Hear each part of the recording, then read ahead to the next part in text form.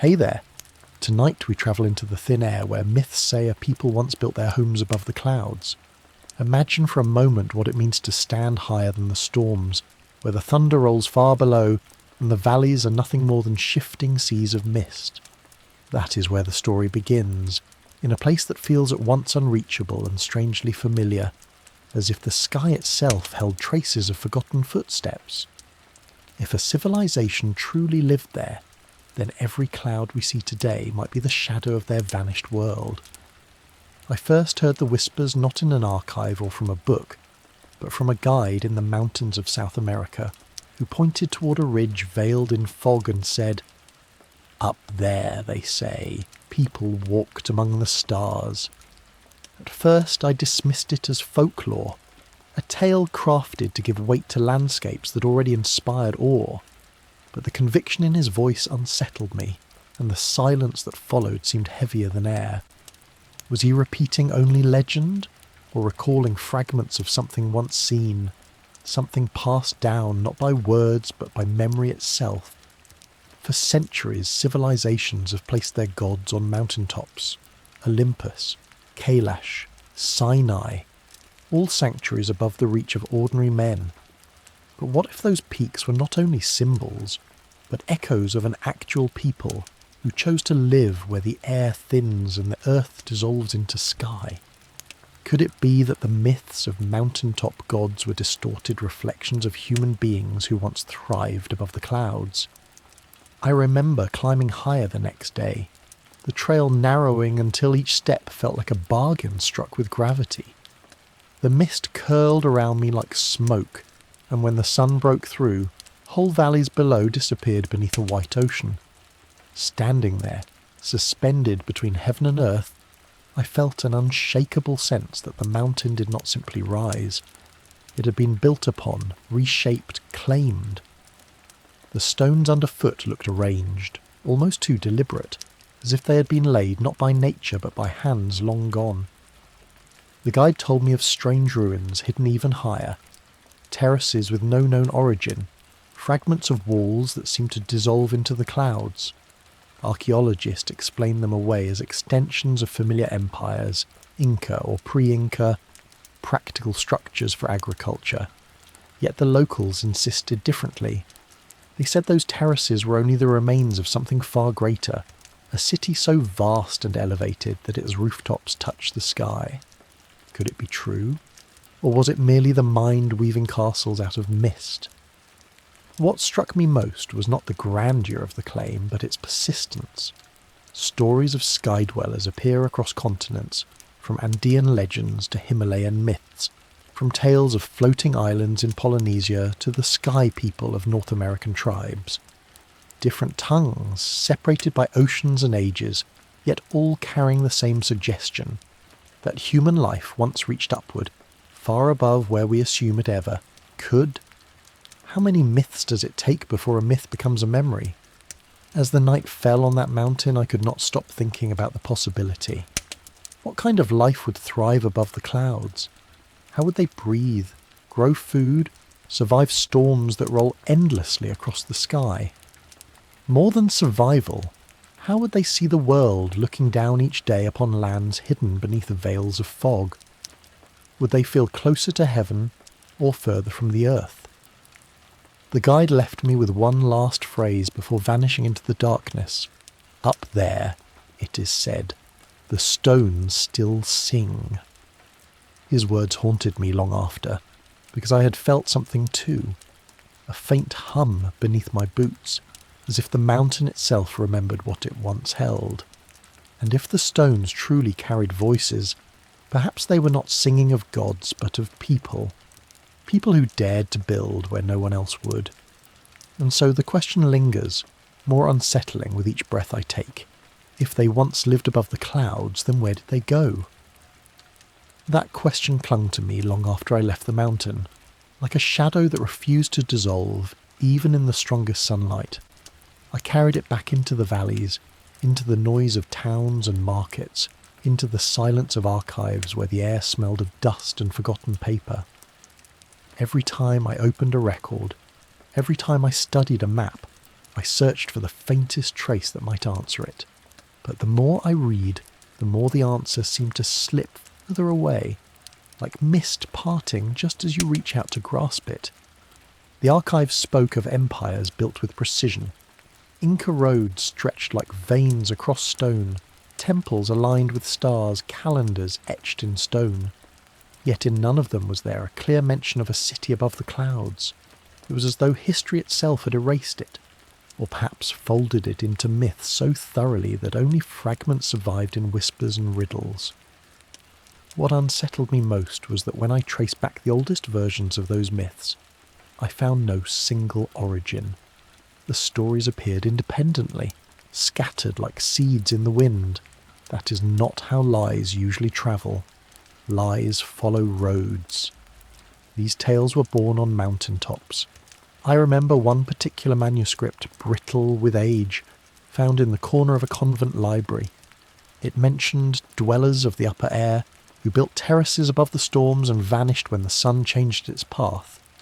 At first I thought it a metaphor for gods, but the phrasing was strangely precise, as if describing not divinity but neighbours.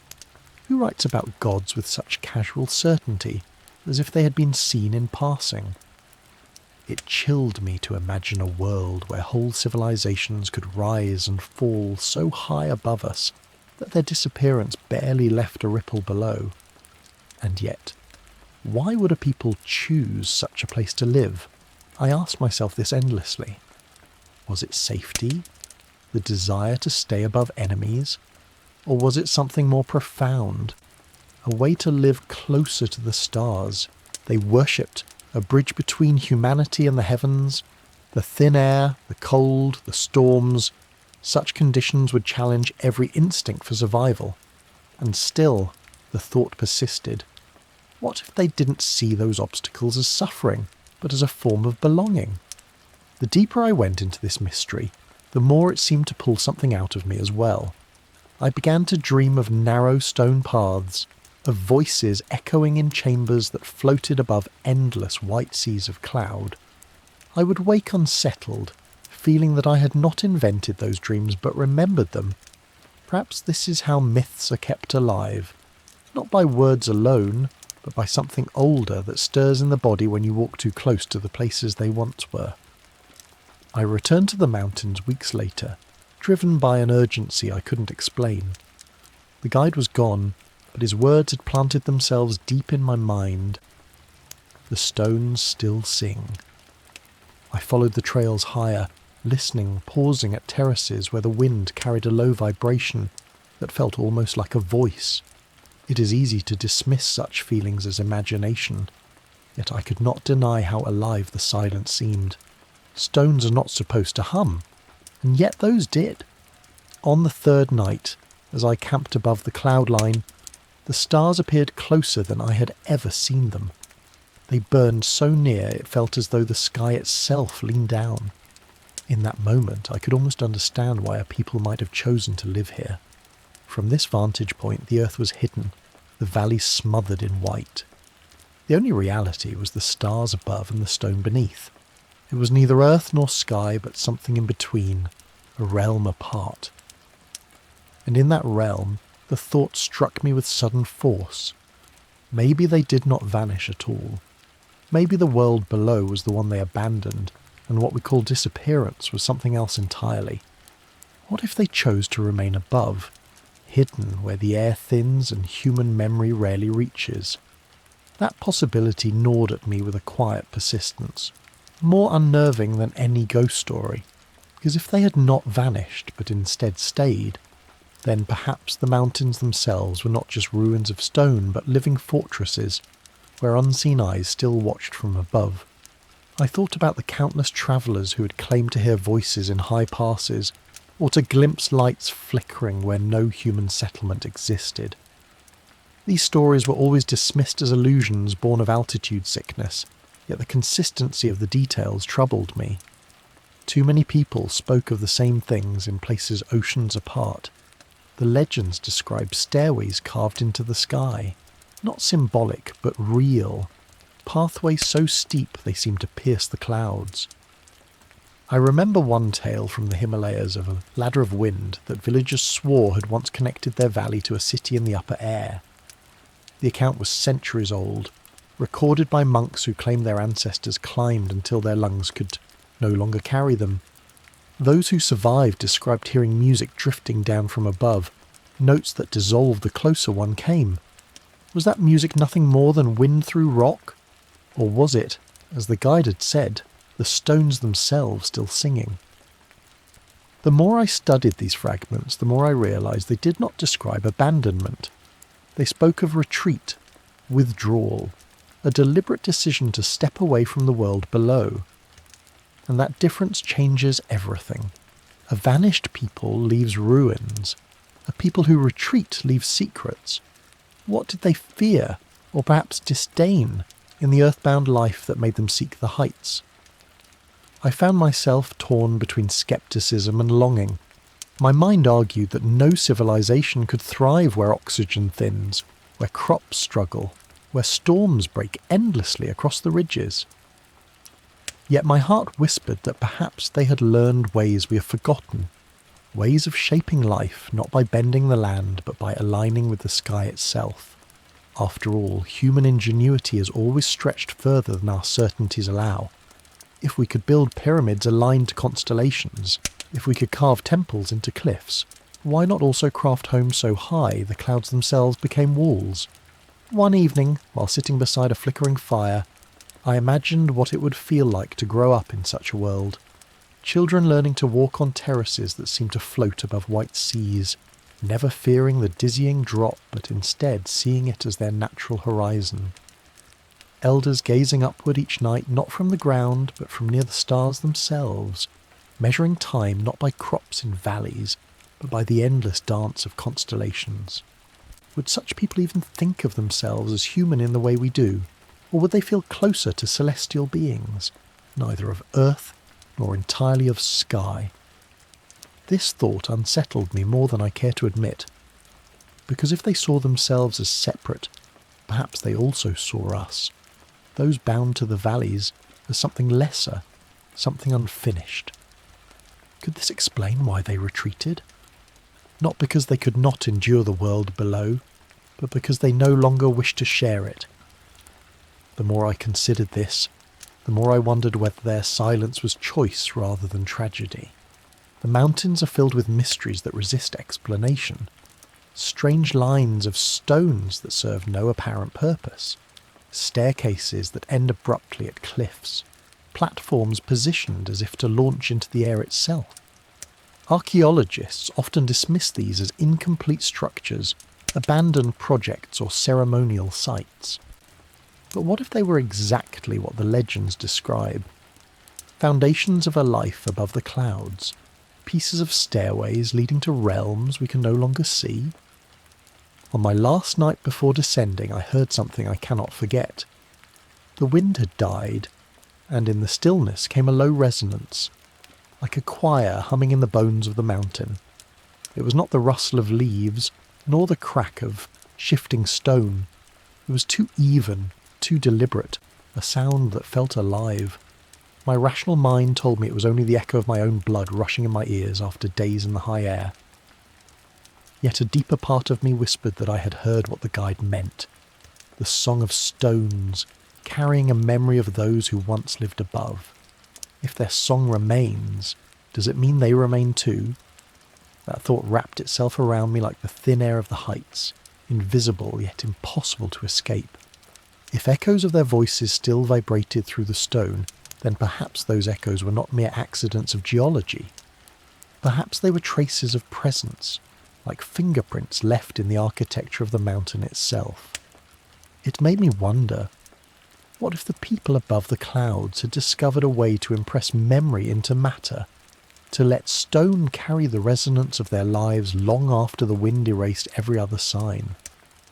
The first major twist came to me not from the mountains, but from a laboratory in the lowlands, where I had taken small samples of rock collected near the terraces. I had no great expectations, perhaps a mineral analysis, perhaps an age estimate. Yet when the geologist ran sound frequency tests on the stone, the readings were anything but ordinary. The rocks produced harmonics not typical of their composition, resonances that seemed almost tuned, as though arranged to vibrate at specific pitches. It's like they were designed to sing, the geologist admitted, baffled. But designed by whom? This was not idle speculation. Ancient cultures often used sound, chants, drums, conch shells to connect with the unseen. But this was different. These stones did not just echo, they sustained tones, as though engineered to hold memory. I thought again of the guide's words, and of the villagers' tales of music drifting from above. Could it be that the civilization above the clouds had discovered how to shape their world not only with stone walls but with stone songs? If so, they left behind more than ruins. They left a voice. That realization shifted everything. Suddenly the ruins were not silent. They were speaking if only we knew how to listen. And with that shift came an even darker question. If they embedded their presence into the stone, was it to be remembered, or was it to warn? I could not shake the feeling that the sound was not just a remnant, but a tensional message. A memory turned into vibration, designed to last longer than words, longer even than carvings. Imagine a people who measured legacy not in monuments but in frequencies. So people who believed sound itself could bridge the gap between the living and the vanished. Was it possible that the songs of the stones were telling us not only that they had lived there, but why they had left?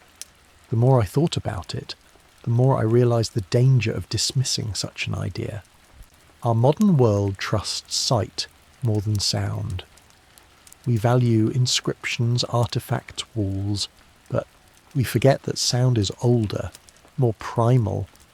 Before writing, before carving, humanity told stories in breath and vibration. Could it be that the civilization above the clouds had preserved themselves in the most ancient medium of all? I returned to the mountains once again, this time with small instruments sensitive to resonance. When I struck certain stones, the air filled with a vibration that made my chest tighten and my mind grow strangely still. It was not painful, but it was deeply unsettling, as though the frequency bypassed thought and moved directly into memory. In those moments, I swore I remembered things I could not possibly have lived. The sound of children laughing on high terraces, the whisper of wind through woven sky bridges, the gaze of stars so close they felt like torches above the rooftops. Were these visions only tricks of imagination? Or had the stones pulled something long buried into the surface of my mind?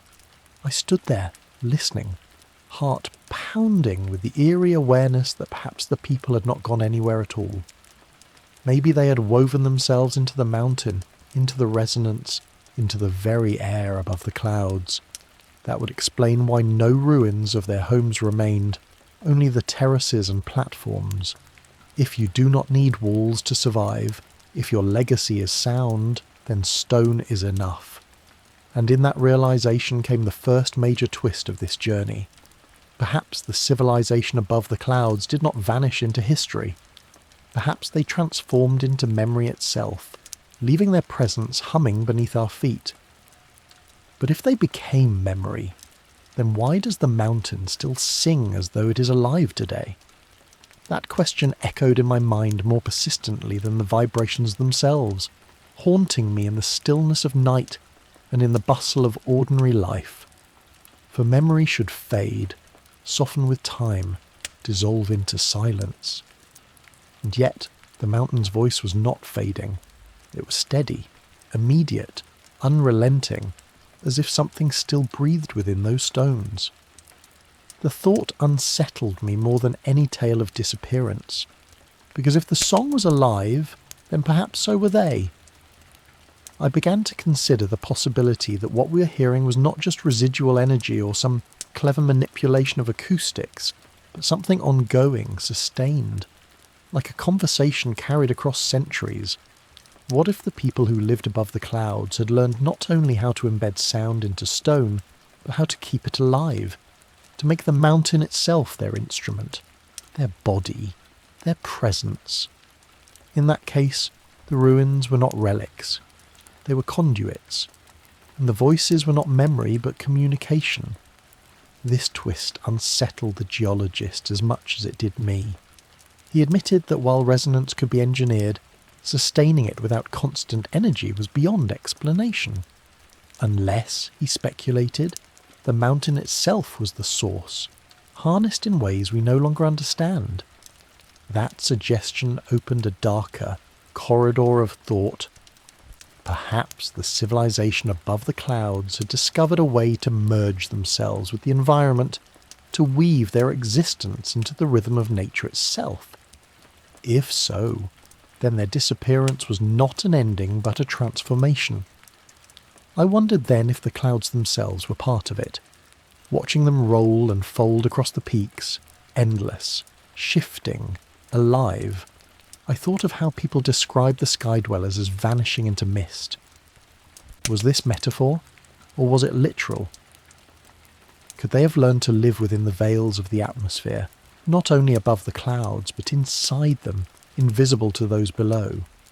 If so, then perhaps the songs we hear in stone are only fragments of a larger presence carried in the shifting air. It was a possibility that unsettled me on a deeply personal level. Because if they still existed, not as bones or ruins, but as something diffused through mountain and cloud, then they were not gone. They were here, always above us, always watching. And if that was true, why had they chosen silence? The answer that crept into my mind was simple but chilling. Perhaps the silence was not indifference, but protection. Perhaps they remained unseen because they feared us. A civilization that had mastered the heights, the stones, the clouds. What reason would they have to vanish, except to hide from the violence of those who came after? That thought burned inside me as I climbed once more toward the terraces. I placed my hand against the cold stone, listening to the low hum that felt almost like a heartbeat. For the first time, I did not ask whether they had been here. I asked instead whether they still were, listening back to me, deciding whether to answer. And in that silence I felt the fragile thread that connected us across centuries, as thin as air yet unbroken. The mountains are not empty. I'm convinced of this now. They're full, not of ruins, but of presence. A presence we cannot quite name, but one that insists on being felt. And if the civilization above the clouds chose to weave itself into mountain and mist, then perhaps what we call disappearance is not absence at all, but an invitation to listen differently. But then the darker thought returned, sharp and undeniable. If they still remain hidden in stone and cloud, then what do they want from us? The question refused to let me rest, curling into every corner of my mind. If they were truly present in the resonance of the mountains, they could have stayed silent forever. Yet they did not. They sang. They left tones vibrating through the earth, notes too deliberate to be mistaken for accidents. That means they wanted something to be heard. But what was the message? A warning? A memory? A call? Each possibility carried its own weight. If it was memory, then perhaps they sought only to be remembered, unwilling to let their existence dissolve into myth. If it was a warning, then the tone itself was urgent. But what danger could echo, across centuries still relevant now? And if it was a call, then the most unsettling possibility unfolded. Maybe they were waiting for someone to answer. I found myself obsessed with the idea that the hums, the subtle vibrations, were not static. They seemed to shift depending on the hour, the weather, the density of the clouds. I began keeping notes, and in time, patterns emerged. The songs were not random. They moved like language, rising and falling in cadences that felt almost like speech. It terrified me to consider the possibility that what we dismissed as natural resonance was in fact communication in a form too alien for us to understand. Late one night, sitting in my tent high on the ridge, I let the mountain's hum fill my ears until the rest of the world slipped away. My breathing slowed, my thoughts quieted, and then, faintly, impossibly, I thought I heard words. not in any human tongue, but in something deeper, a rhythm that bypassed language and sank directly into feeling. It was not content I could translate, only emotion, sorrow, patience, and an unshakable sense of waiting. That was when fear took hold of me, because if they were waiting, then they were not finished with us, and if they still had purpose hidden in the stone and mist, then perhaps we were not the ones searching for them. Perhaps they were searching for us. I wondered what it must feel like to live in hiding for centuries, reduced to vibrations in stone, watching the world below change and crumble, waiting for the moment to emerge. Would such beings feel compassion for us, or would their patience harden into something else? The thought of their silence being not mercy but calculation filled me with dread. The villagers had always said the mountains were alive, and now I began to understand their unease. They avoided certain ridges, never built homes near particular cliffs. They left offerings of grain and feathers on high ledges. These rituals were not superstition but negotiation, gestures toward presences they dared not provoke. And perhaps those presences were exactly the sky-dwellers who had chosen silence, watching and listening while humans below forgot. One evening I stood on a terrace that overlooked an ocean of clouds lit by the dying sun.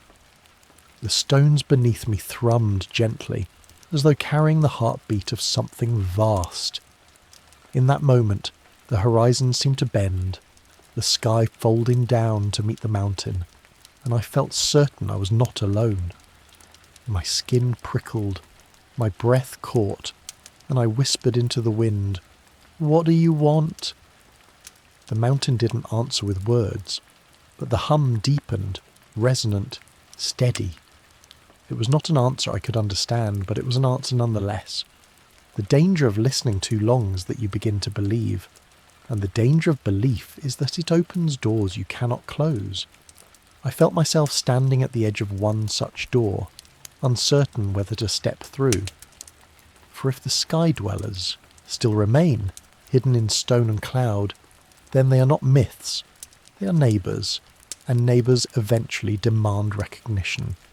But recognition carries its own peril, for once you acknowledge something unseen, you invite it closer. That truth pressed itself into my chest the night I dared to listen too deeply, as though the very act of opening myself had altered the air around me. For days afterward, the world felt different. Shadows lingered longer. The wind carried tones I had never noticed before, a low undercurrent beneath the usual rustle of leaves. I could not say if it was only my heightened awareness, or if something had truly shifted, but either way, I had crossed a threshold. At first I tried to rationalise it. Fatigue, altitude, the echo of my own heartbeat. But the more I denied it, the more insistent it became. In markets far below the mountains, I would hear faint vibrations in the walls of old buildings. At night in the valleys, lying awake in towns where the air was thick and heavy, I could still hear it. That low, patient hum. It was as though, in listening once, I had tuned myself to a frequency that could no longer be silenced. And then came the visions, not dreams, but flashes that cut into waking moments like lightning. I would see terraces high above the clouds, bridges woven of something lighter than stone, children running across ridges without fear.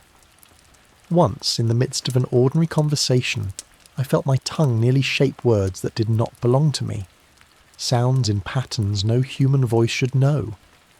It terrified me, not because I thought I was going mad, but because it felt too real, as though something had stepped closer and was brushing against my mind.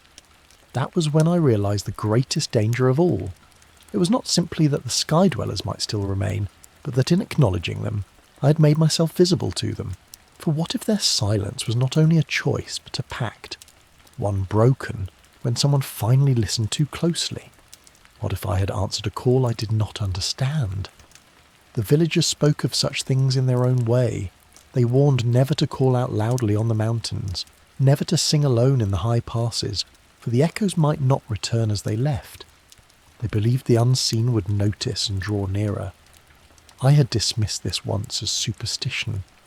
Now I saw it as wisdom disguised as fear.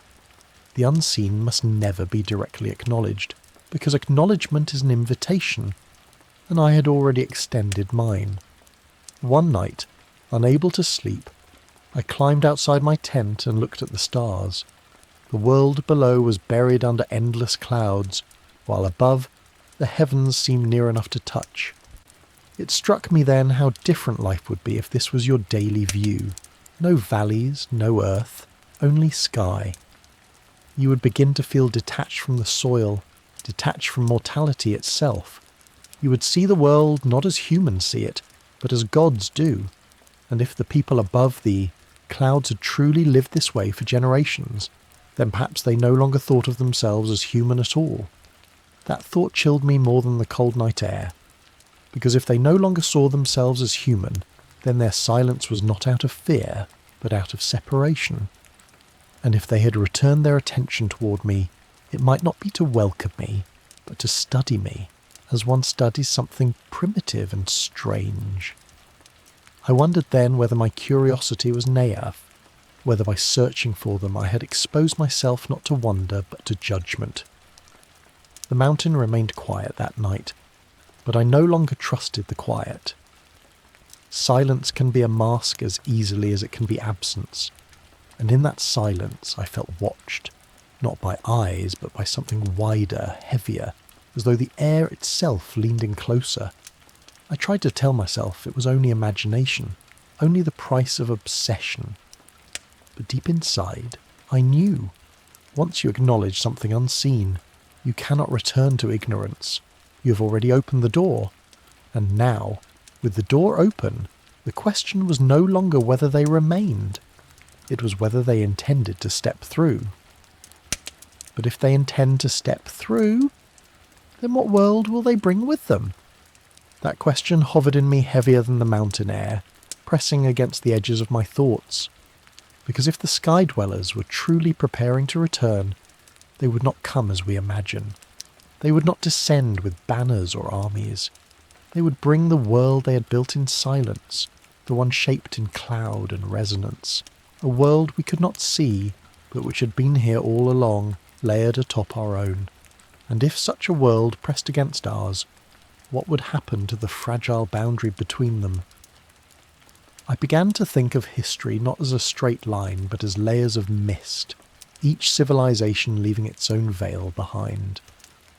The people in the valleys build roads and walls, but perhaps the people above the clouds built differently, not with stone alone, but with air, sound, and memory.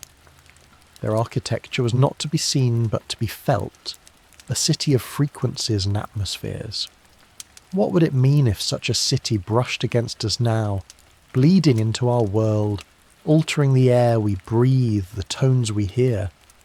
Would we even recognise it as a city, or would we only feel unease without knowing why? At times I thought I already felt it. Birds would suddenly fall silent when I listened to the stones. Dogs in the villages barked at empty ridges. My own body seemed to know what my mind denied. The hum in the mountains was not just vibration, it carried presence. And presence is never neutral.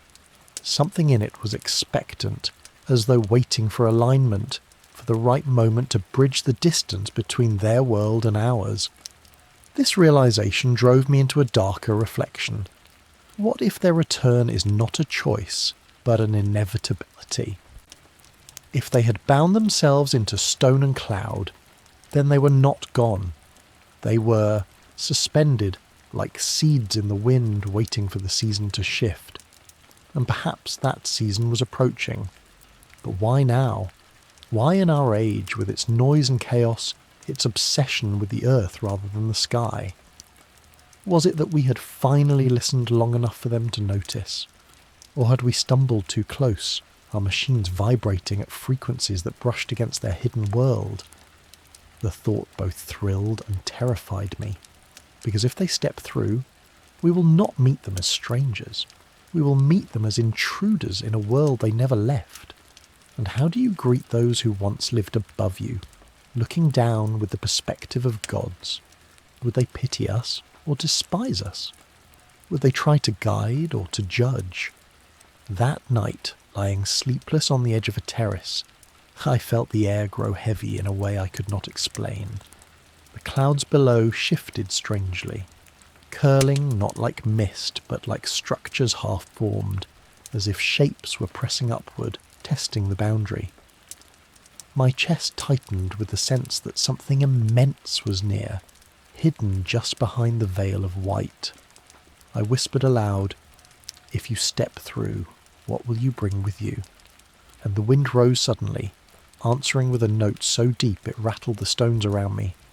It was not an answer in words, but it was enough to make my pulse race. They had heard me. The silence that followed was unbearable, because it was not empty. It was charged, like the stillness before a storm. And in that silence, I realized something else. Perhaps they do not need to bring their world into ours at all. Perhaps it has been here the whole time, running parallel, hidden in the frequencies we cannot yet decipher. Perhaps the act of listening is itself the bridge, and by hearing them, we have already begun to step into their world without realizing it. And if that is true, then their world is already seeping into ours. The thought wrapped around me like the mist itself, impossible to shake, impossible to hold. Because if their realm had always lingered parallel to ours, then every echo, every vibration, every ripple of unease might not be accident but intrusion. Or perhaps not intrusion at all, overlap. A slow blending of worlds that no one had noticed until now. And if that was the case, the boundary between their existence and ours was far thinner than we ever imagined. I began to think back on the subtle signs I had ignored for years. The way clouds sometimes formed impossible shapes above the ridges, structures that looked like walls and towers before dissolving again. The way thunder sometimes rolled too slowly, as though carrying voices that stretched across the sky. The way birds circled above certain peaks but never landed. These were not coincidences. They were traces, the edges of a world brushing against ours. The villagers knew this, though they spoke of it in ways we call superstition. They left offerings on high ledges not out of fear but respect, acknowledging presences without naming them. They said the clouds were not empty but inhabited, and that sometimes, on the quietest nights, a traveller could hear footsteps above them. I used to think these tales were metaphors for gods or spirits. Now I was no longer sure. What if they were describing exactly what they perceived? Another world leaking through, flickering into sight before folding back into silence. One evening I stood alone on a ridge, the sun falling behind the horizon, and I felt the air shift.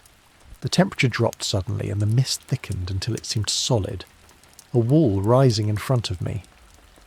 For a moment I thought I saw movement inside it, shapes, slow and deliberate, as though beings were walking just beyond the veil. My breath caught, my body froze, and then the wind tore the mist apart.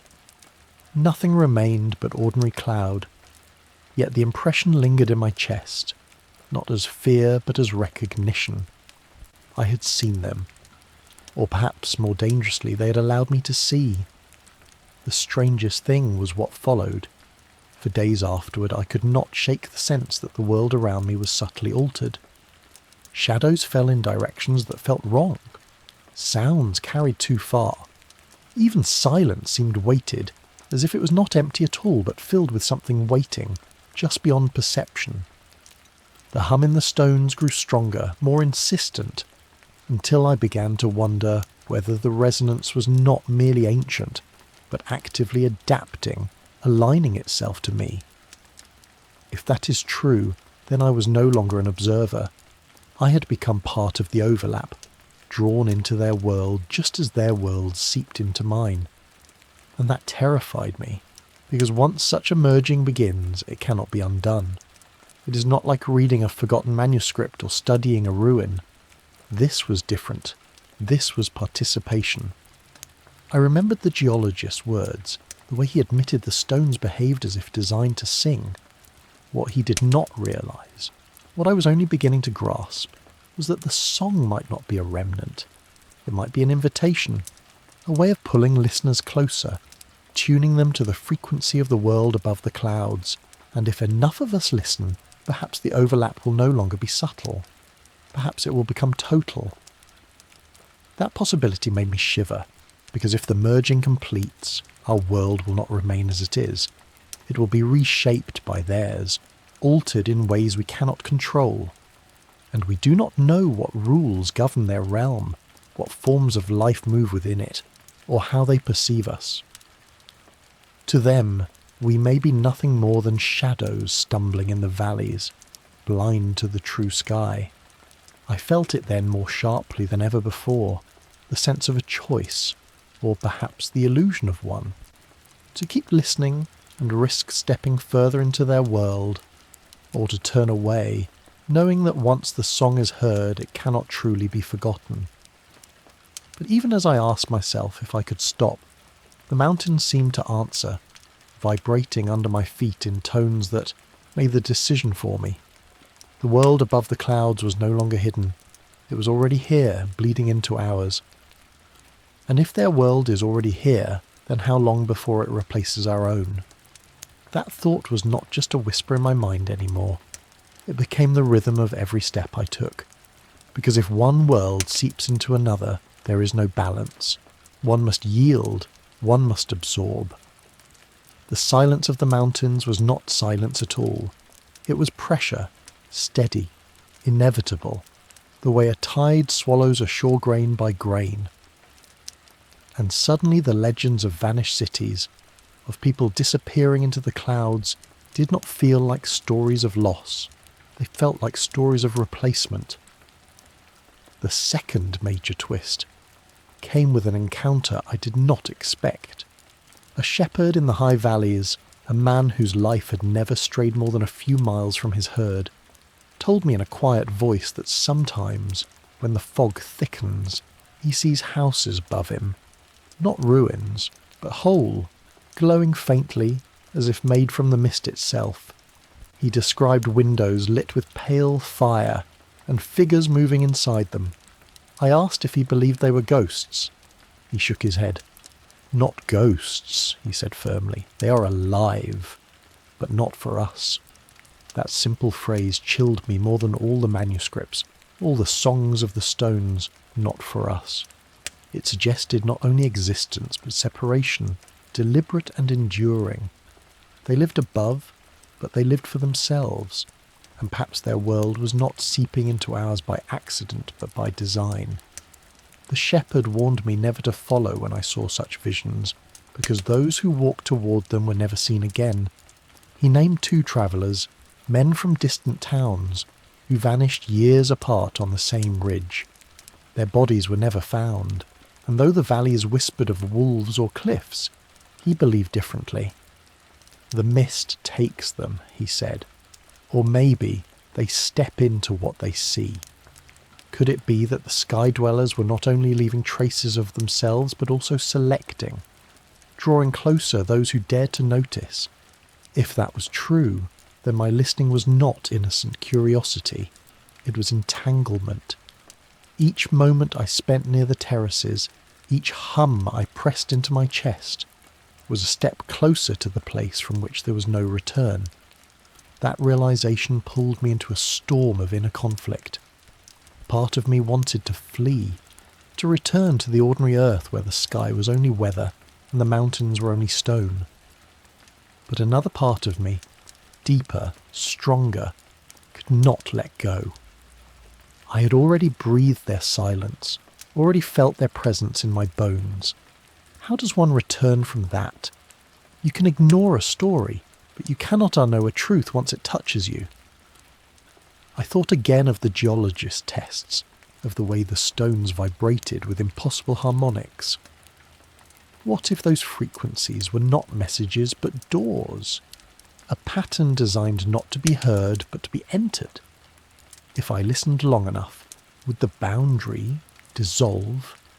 Would I find myself standing not in the ruins of terraces, but in streets above the clouds, seeing their world not as vision, but as reality?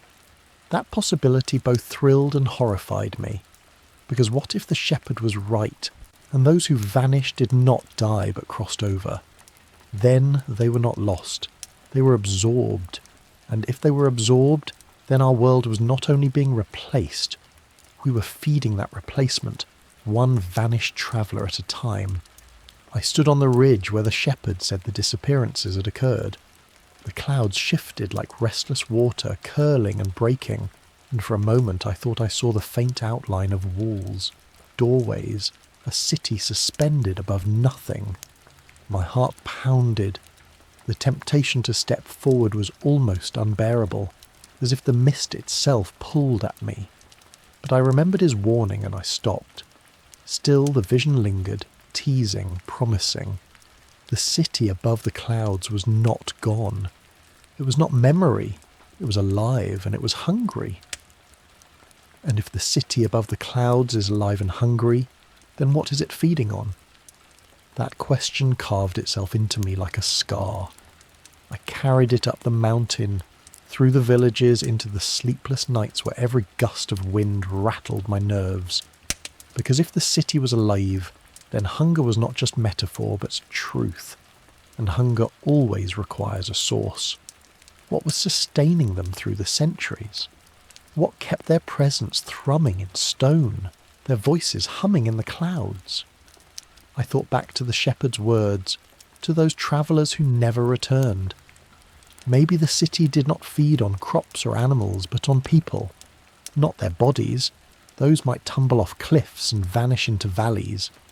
But something less visible, something we carry within us. What if it was memory they sought, or spirit, or the very vibration of thought? That would explain why the resonance felt personal, why the stones stirred not just sound but feeling, as though drawing something out of me each time I listened. The more I reflected, the more unsettling it became.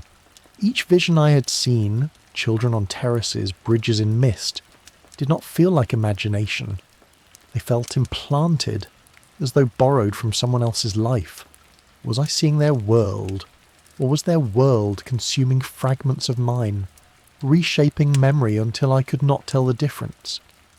If so, then perhaps the city fed not on flesh but on awareness itself. There is an old Andean tale that suddenly came to mind. It speaks of a city in the sky that survives by drinking the dreams of those below. Most dismiss it as poetic imagery, but in the weight of my new experiences it felt like revelation. Maybe the city was never abandoned because it never needed to be. It had only shifted its way of survival, drawing sustenance not from Earth, but from us, from the countless humans who, gazing upward, dreamed of living higher. That thought dragged me into a darker place inside myself, because I realised my fascination was not innocent, it was compulsion. I told myself I was searching for truth, but what if the truth was that I was already being fed upon? Every step I took up the mountain, every hour I lingered listening to the resonance, might have been a gift of energy to the city above. Maybe curiosity itself was the meal, the act of believing, of seeing, of listening. The villagers knew this too, though they never said it outright. They told me not to stare too long at the clouds, not to walk too far into the mist. It notices when you notice, they said. At the time, I thought it a quaint warning. Now I knew it was something else, a survival strategy. To live below the clouds, one must keep their eyes down, their minds guarded, their awareness tethered to earth.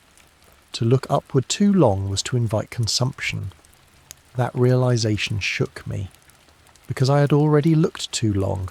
I'd already listened too deeply, and if the city fed on attention, then I was no longer just a seeker of knowledge.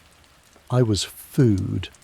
One night, as the wind rattled my tent, I woke to find the clouds glowing faintly, not with lightning, but with something steady like the breath of a sleeping giant. My skin prickled with dread as I felt my thoughts grow heavy, as if something was pulling them outward, upward. I clutched my head, whispering to myself to stay grounded, to remember my own name, my own life.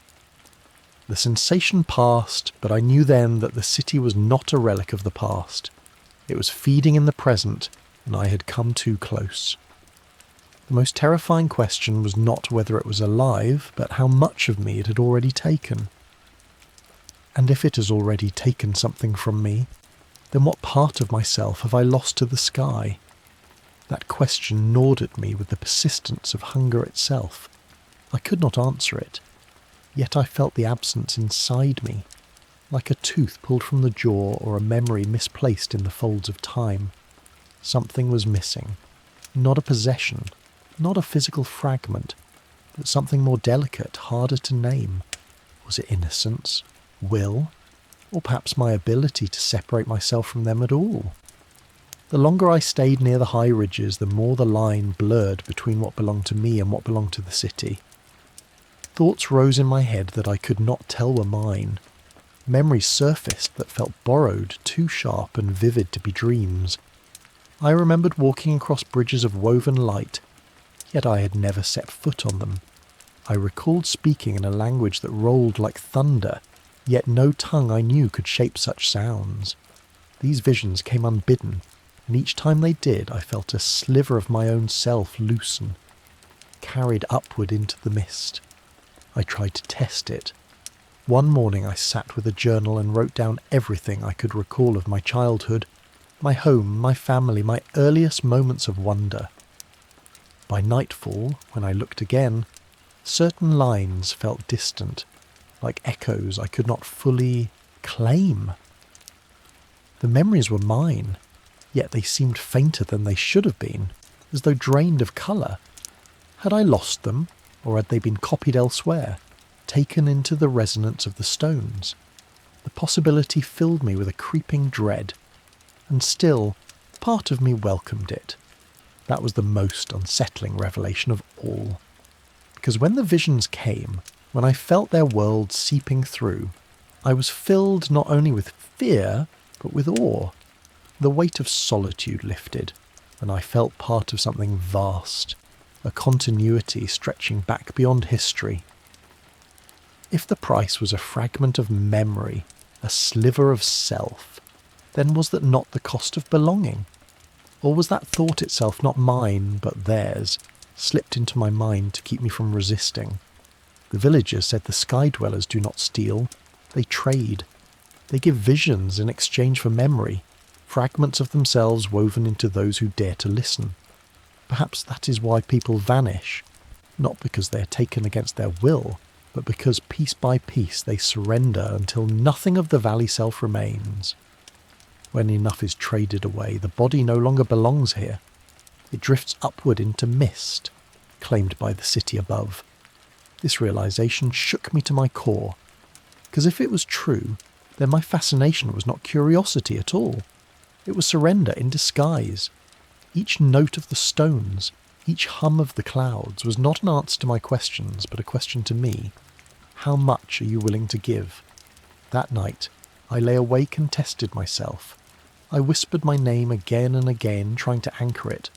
I thought of my mother's voice, of the smell of earth after rain, of the weight of ordinary soil in my hands. These were my roots, and I clung to them desperately. But even then, I could feel another presence stirring within me, whispering through frequencies I could not resist. A reminder that roots may keep me tethered, but branches always reach for the sky. The storm came suddenly, clouds crashing together above the ridges, lightning burning white across the peaks. In the thunder's roar, I heard not chaos but words, as though the storm itself was language. It said nothing I could translate, yet I understood. The sky was calling, and part of me had already answered. The most frightening truth was not that I might lose myself, but that perhaps I already wanted to. And if part of me already wants to belong to them, then what will stop the rest from following? That was the question that unsettled me most, because it revealed the truth I least wanted to admit. Resistance was no longer a matter of strength or choice. It was a matter of desire. A desire that was no longer wholly my own. The sky had seeped into me, and with it came a strange gravity pulling me upward, not down. It was not that I could not fight. It was that I was not sure I wanted to. I thought often of those who had vanished before. Were they taken, or did they walk willingly into the mist, compelled not by force but by longing? The shepherd had spoken of people who disappeared while chasing visions, their eyes filled with wonder as they stepped into the clouds. That detail haunted me, because it suggested that the city above the clouds did not lure with fear, but with fulfillment.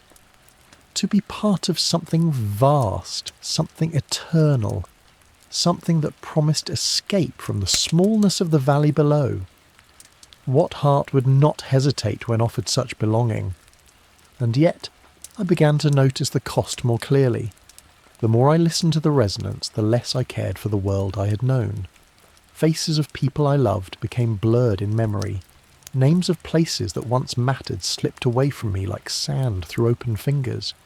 Even the taste of food, the warmth of sunlight, the weight of earth, all grew dim, insignificant compared to the pull of the clouds.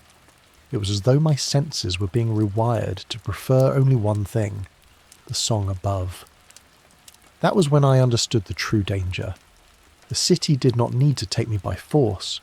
It only needed to make the earth forgettable. And little by little, it was succeeding. I tried to resist in small ways. I carried a stone from the valley in my pocket, touched it often, tried to anchor myself in its weight. I forced myself to recall the voices of my family, to write their names on paper so I would not forget. I dug my hands into soil whenever I descended, feeling its grit under my nails as proof of life below. But even then, the memory of the mist was stronger, smoother, more seductive. Soil crumbled, clouds embraced.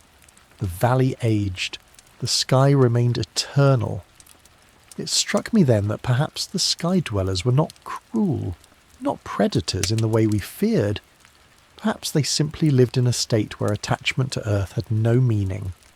And when they brushed against us, they awakened the same hunger inside, the desire to shed weight, to dissolve into endlessness. If that was true, then the struggle was not against them, but against myself. One night, as I sat on the terrace with my valley stone in hand, I heard the mountain hum grow louder than ever before. It pressed into my bones until the stone itself vibrated in my palm. I almost dropped it, but I held tighter, whispering my name again and again. For a moment, I felt torn in two. Half of me pulled upward into mist, half of me clinging desperately to earth. The tension was unbearable, like being stretched across two worlds. And in that unbearable moment I realised that nothing external would stop me from following.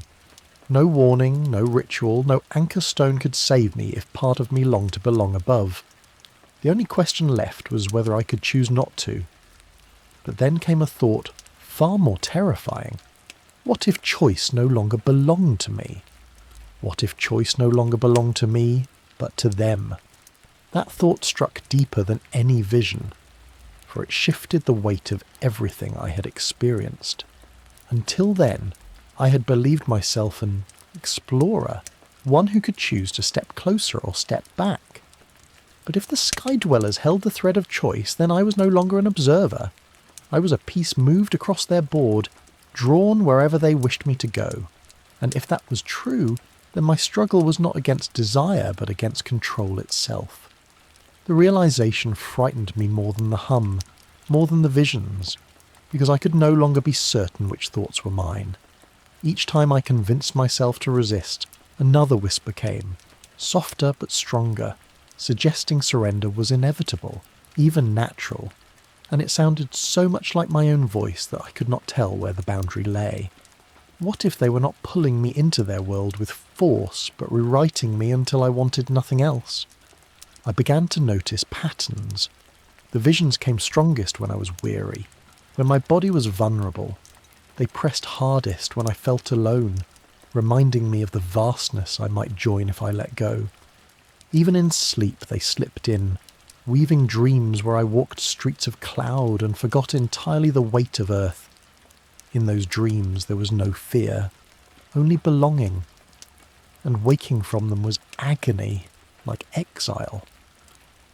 The villagers said this was how the sky dwellers worked, not with hands, but with silence. They never struck, never dragged, never demanded. They waited. They pressed lightly until resistance collapsed from within. They had patience measured not in years, but in centuries. And to such patience, what is a single human life? A passing flicker, a candle in wind. I began to wonder then, were the sky dwellers ever human at all? Or had they been human once, long ago, before surrendering so completely that they became something else? Perhaps that was the true fate of the civilization above the clouds. They had not vanished, nor been destroyed. They had chosen to dissolve, to let go of individuality, to weave themselves into the endless hum of the stones and the shifting breath of the mist. If so, then they were not a people anymore. They were a condition, an atmosphere, a presence.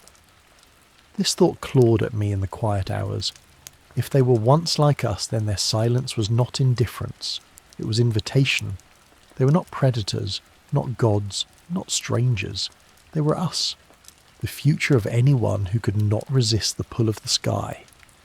The question was not whether I would join them, but when. One evening, as I sat staring into the clouds, I tested myself.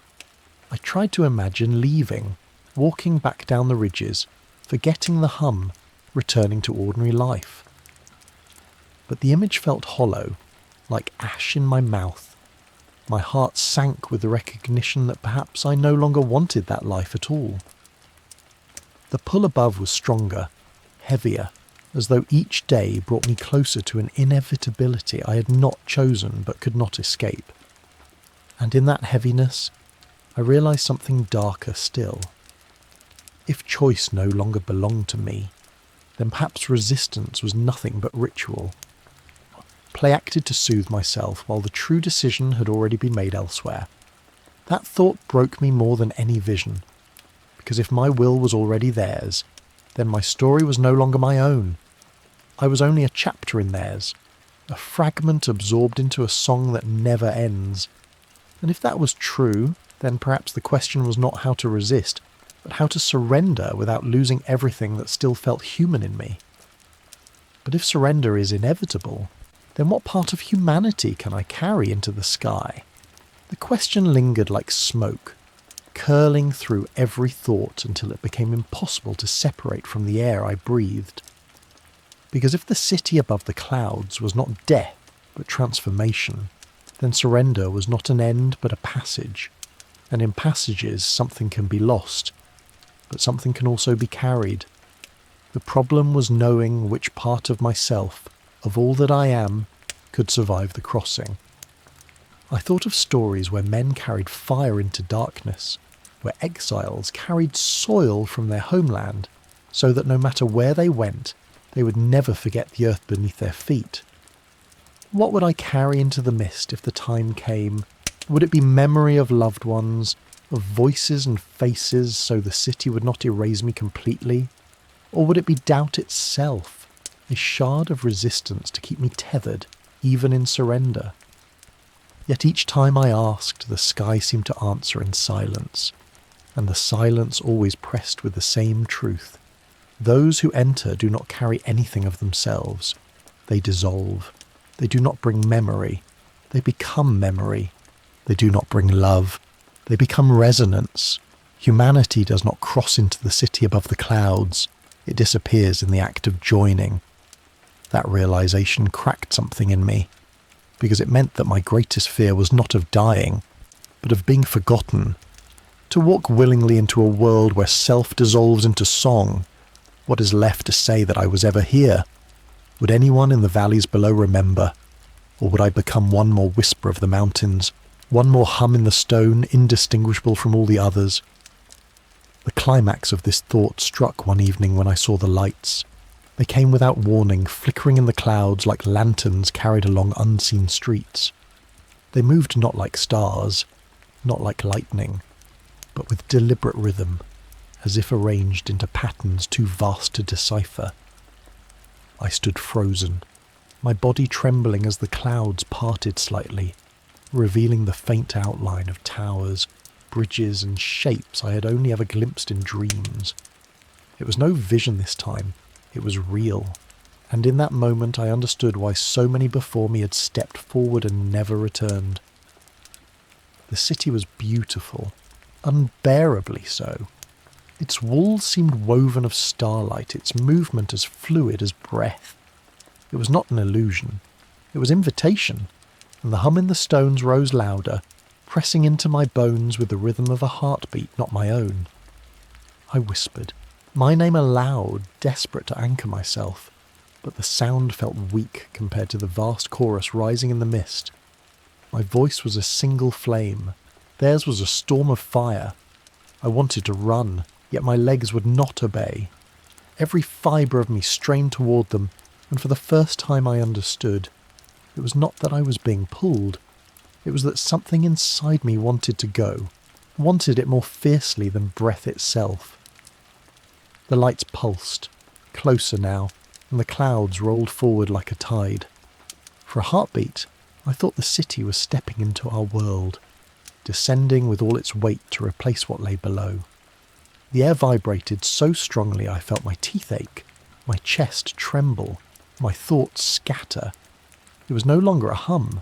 It was a call, and in that call, the most terrifying thing of all was not that I might lose myself, but that I might surrender willingly, gladly, without hesitation. And as the lights drew closer, I realized the real danger was not being taken. It was wanting to go. That realization hollowed me out like a cave, echoing inside with a truth too large to deny. The city did not conquer by force. It did not seize by violence. Its greatest power was desire, the kind that slipped past logic and anchored itself directly into the heart. I wanted to go, and the wanting itself was the trap. The night after the lights appeared, the mountain was unbearably still. The hum in the stones was quieter, as if it had retreated just enough to let me think clearly, though I suspected even that was part of its design. Give the listener pause, and the yearning deepens. Like thirst denied, it grows sharper, until even water itself seems divine. I could not eat. I could not sleep. My thoughts circled endlessly. What waited inside those towers woven from light? What truth lived beyond the veil of clouds? I walked the terraces slowly, pressing my palms against the stone, hoping for answers. The vibrations were faint but steady, a reminder that the city's presence was constant, patient, unhurried. They had all the time in the world, while I was bound to the smallness of a human life. Already I felt stretched thin, my will fraying like fabric tugged by two directions. One thread still tied me to the valley, but the rest were being pulled skyward. The danger of desire is that it reshapes the self. I began to find my old attachments fading. Faces of family, names of friends. They came slower when I reached for them, blurred around the edges. But when I thought of the city, its forms were sharp, its details crystalline. That contrast terrified me. Was the city replacing my memories with its own? Or was I willingly erasing myself to make room for it? One evening I sat watching the clouds roll in waves across the ridges. The mist folded and unfolded like fabric, and for a moment I thought I saw streets hidden in the folds, a geometry so precise it could not be chance. My chest tightened as I realized how familiar it felt, as if I had walked those streets long ago. The thought was absurd yet undeniable. And then came another, more chilling. Perhaps this was not my first encounter. Perhaps the city had brushed against me before, in dreams I had long forgotten, in moments of silence I never understood. Perhaps all of us have felt it faintly and dismissed it as imagination. The villagers had a saying, "The clouds do not come to us, we rise into them." At first I thought it poetic. Now I understood its weight. The city did not descend. It waited, patient and luminous, until the heart of the listener rose on its own. The danger was not capture, but choice. Not abduction, but surrender. And already I felt the surrender forming inside me like a seed splitting open. But a darker possibility gnawed at me. What if the desire itself was not mine? What if it was placed within me, a resonance planted by the hum, growing slowly until it overpowered everything else? If that was true, then the danger was not wanting to go. The danger was no longer knowing whose want it was. That night, I stood at the cliff's edge, the clouds beneath me glowing faintly with unseen light. I whispered aloud, asking if they were listening, if they had shaped this hunger inside me. The wind answered with a low vibration that sank into my bones, neither denial nor confirmation, but something deeper, acknowledgement. They heard, they knew, and they did not need to say more.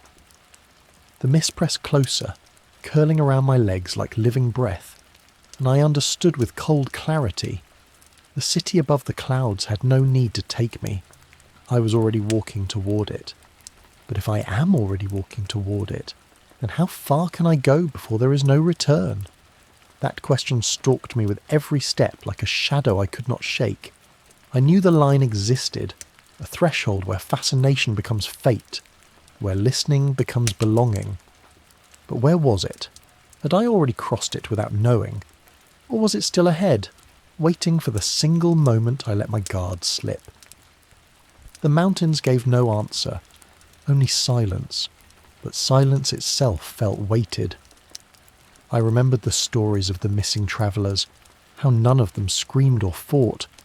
They simply walked, eyes fixed upward, until the mist took them.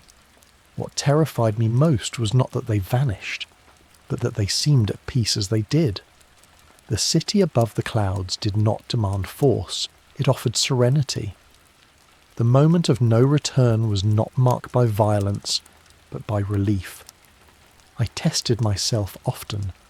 I would walk close to the mist, then force myself back. I would close my eyes and imagine stepping forward, and then open them quickly to prove I still could choose not to. But each test grew harder. Each return to the safety of my tent felt emptier, as though a part of me resented the retreat. The more I resisted, the more alluring surrender became, like a tide drawing back only to strike stronger. One night, while standing on the ridge, I saw something that broke me further. The clouds below glowed faintly, not with lightning, but with patterns. Circles and spirals, vast and shifting, etched in light as if the sky itself was inscribed. The designs pulsed, rearranged, then vanished into mist. My heart pounded because it felt deliberate, a language written in cloud, and though I could not read it, I felt it was meant for me, or for anyone daring enough to look. In that moment I wondered if the threshold of no return was not physical at all. Perhaps it was not a step into the mist, but the moment one believed the patterns were real, that the song was language, that the city was alive. Once you accept it as truth, you belong to it, no matter where your body stands. And if that was true, then perhaps I had already crossed. This thought consumed me. Could I go back to the valleys, return to ordinary life, and pretend the city was myth? Could I sit among people who never heard the hum, never saw the lights, never felt the pull? Or would I forever be divided, half in their world and half in mine, until the balance inevitably broke? The villagers seemed to understand this in their quiet way. They did not seek the city, but they did not deny it either. They treated it like weather, dangerous, unpredictable, but part of life. They spoke of those who listened too deeply as claimed, not because their bodies vanished, but because their hearts no longer belonged below. To be claimed meant to live in two worlds until one consumed the other. And I knew then that I was already claimed. The hum lived inside me now. The visions had become part of my memory. The desire was no longer something outside pressing inward. It was something within pressing outward. Even in moments of silence I could feel it, waiting, patient. The threshold was not ahead. It was within me, and the crossing had already begun. What unsettled me most was not the loss of control, but the loss of fear. I no longer trembled at the thought of surrender. I yearned for it, and that yearning itself was the signal I was already too far gone. But then another thought, sharper than all the rest, pierced me. If the city thrives on those it claims, then perhaps my surrender is not only inevitable, it is necessary for them. And if my surrender is necessary for them, then what are they building from all that they take? The thought twisted inside me, heavier than any fear I had carried before. If the city above the clouds consumed fragments of memory, identity and desire, then surely it did not take them aimlessly. Hunger always serves a purpose. But what could they be shaping from the countless lives drawn upward into mist? I began to imagine the city not as a place of stone and towers, but as a structure woven from us, a cathedral of consciousness, built from the resonance of every person who had ever surrendered. Each hum in the rock, each note in the wind, could be the voice of someone who had walked before me. Perhaps the city was not made of clouds at all, but of memory itself, layered and interlaced until it formed something greater than any single life. The villagers had hinted at this in their stories. They said the sky dwellers were not many, but one. That when a person entered the mist, they ceased to be an individual and instead became part of a vast chorus. Their voices did not vanish. They merged, creating the resonance that still echoes in stone. The hum was not a sound left behind. It was the living choir of all who had joined. The thought both horrified and mesmerised me.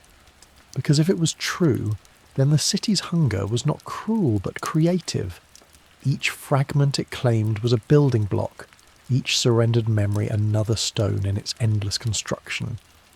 The city above the clouds was alive because it was always becoming, always growing, always shaping itself from those who yielded. But then came the darker edge. If all who entered became part of the city, then no one ever returned because there was no one left to return. To surrender was not to be taken prisoner. It was to be unmade, repurposed into something vaster. The city was not merely a place, it was a body. And those of us who listened too long were its marrow. This realization struck me with unbearable intimacy. Had it already taken something from me? Was the faint dimming of my memories, the erosion of my fears, already the first chisel stroke carving me into its shape? Each hum I heard felt less foreign now, more familiar, as if my own voice was hidden inside the resonance. What if I was already a part of its choir, unaware that my surrender had begun long before I reached these ridges? One evening, as I traced the terrace walls with my hand, the vibration shifted beneath my touch. They rose higher, clearer, until they formed something like a melody. And in that melody, I felt the presence of others. Not faceless shadows, but countless voices. Longing, sorrow, joy, woven together until no single one could be separated. It was overwhelming, like touching eternity. For a moment I wept, not from fear, but from the strange comfort of knowing I would not be alone if I surrendered. Yet comfort is a dangerous seduction, because what is companionship if it costs the self? To join the city is to erase the line between I and we, to become not remembered, but absorbed. That was the truth I could not escape. They were building not just a city, but a collective, a chorus vast enough to span centuries, resonant enough to reshape the very air. And perhaps that was why they needed us still. A city made of voices cannot remain static. It must grow, expand, draw in new tones, or else collapse into silence. That is why they sing. That is why they wait. not to haunt us but to invite us, so their world will never end. The question pressed harder than ever as the mist thickened around me, curling like hands. Was I ready to become another note in their endless song? And if I become another note in their endless song, will there be anything left to remember me by? That thought settled into me like cold rain, heavier with each repetition. What does it mean to exist if yourself dissolves into something vaster? Does memory survive in fragments, carried by the voices of others, or does it vanish entirely, leaving nothing but a resonance no one can trace back to you? I thought of the missing travellers again, the ones whose names were whispered in the valleys. People remembered their absence but not their presence. Their stories ended not with detail but with silence. To the world below they had been erased. But perhaps in the city above they were still alive, not as individuals but as currents of sound. Which is the truer survival? To be remembered by others, or to live on as something unrecognisable to yourself? The villagers believed the former. They spoke often of names, of keeping the memory of the dead alive through stories. They carved stones with marks so that no life would vanish entirely. But the city above the clouds seemed to reject this. It did not preserve individuals as stories. It preserved them as vibrations, indistinguishable yet eternal. It was a kind of immortality, but an immortality without identity. The thought twisted me in two directions at once. Part of me recoiled, desperate to cling to the shape of my own life, my own name, my own fragile boundaries.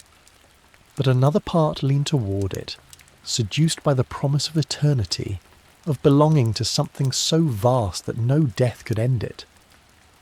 Was it truly loss, or simply transformation into a different form of being? Late one night I awoke to a strange stillness. No wind, no hum, no whisper from the stones. The silence was total, crushing. And in that silence I felt an ache, as if something had been withdrawn from me. I realised then how deeply I had come to depend on the resonance, how much it had woven itself into my existence. Without it, I felt empty, hollow, as though the earth itself had gone deaf. That hollow made me understand why people surrender. It's not always because they are taken. Sometimes it's because silence becomes unbearable. When the hum returned, it was softer, like the voice of a mother calming a restless child.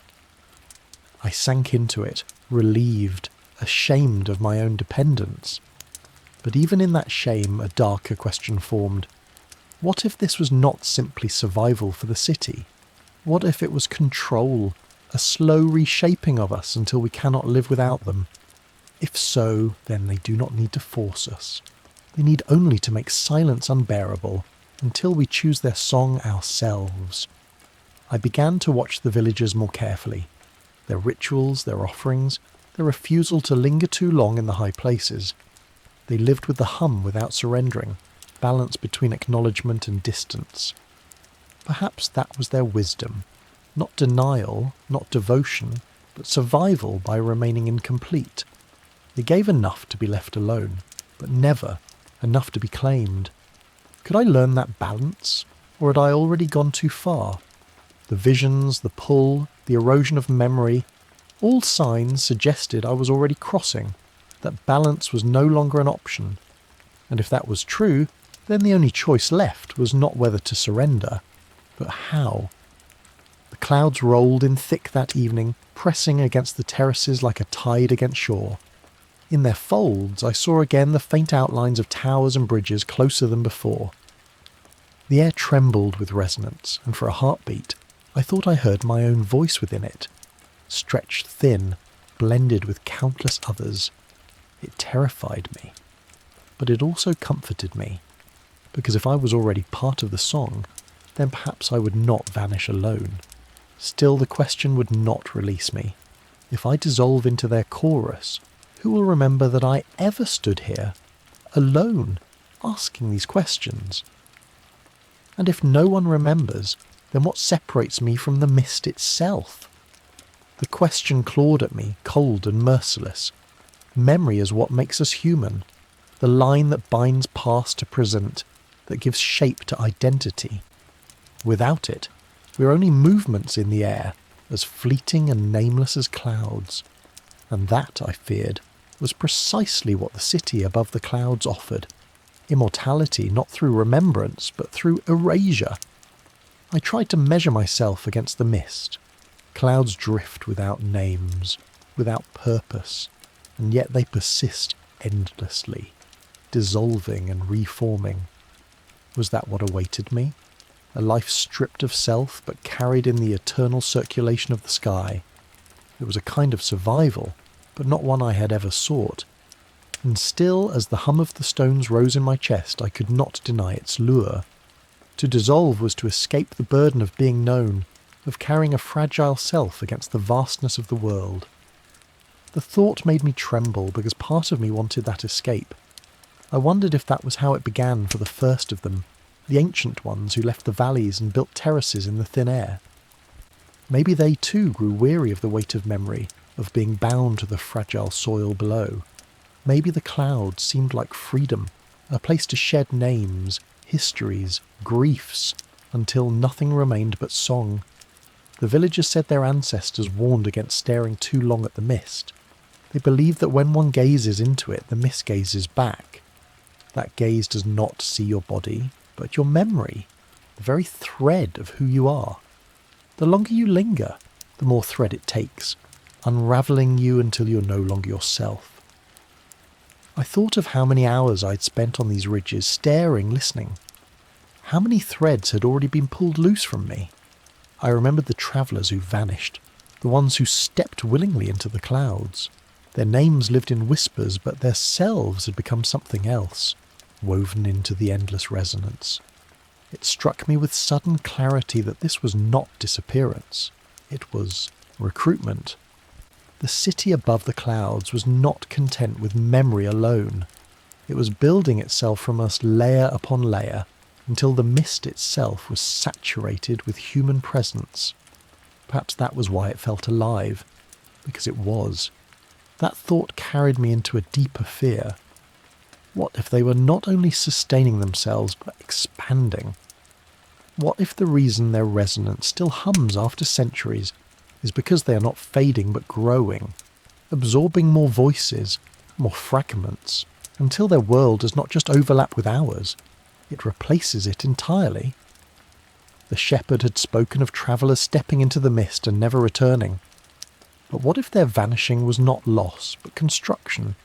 What if they had become bricks in a city of clouds, beams in bridges of resonance? The storm that came that night seemed to confirm it.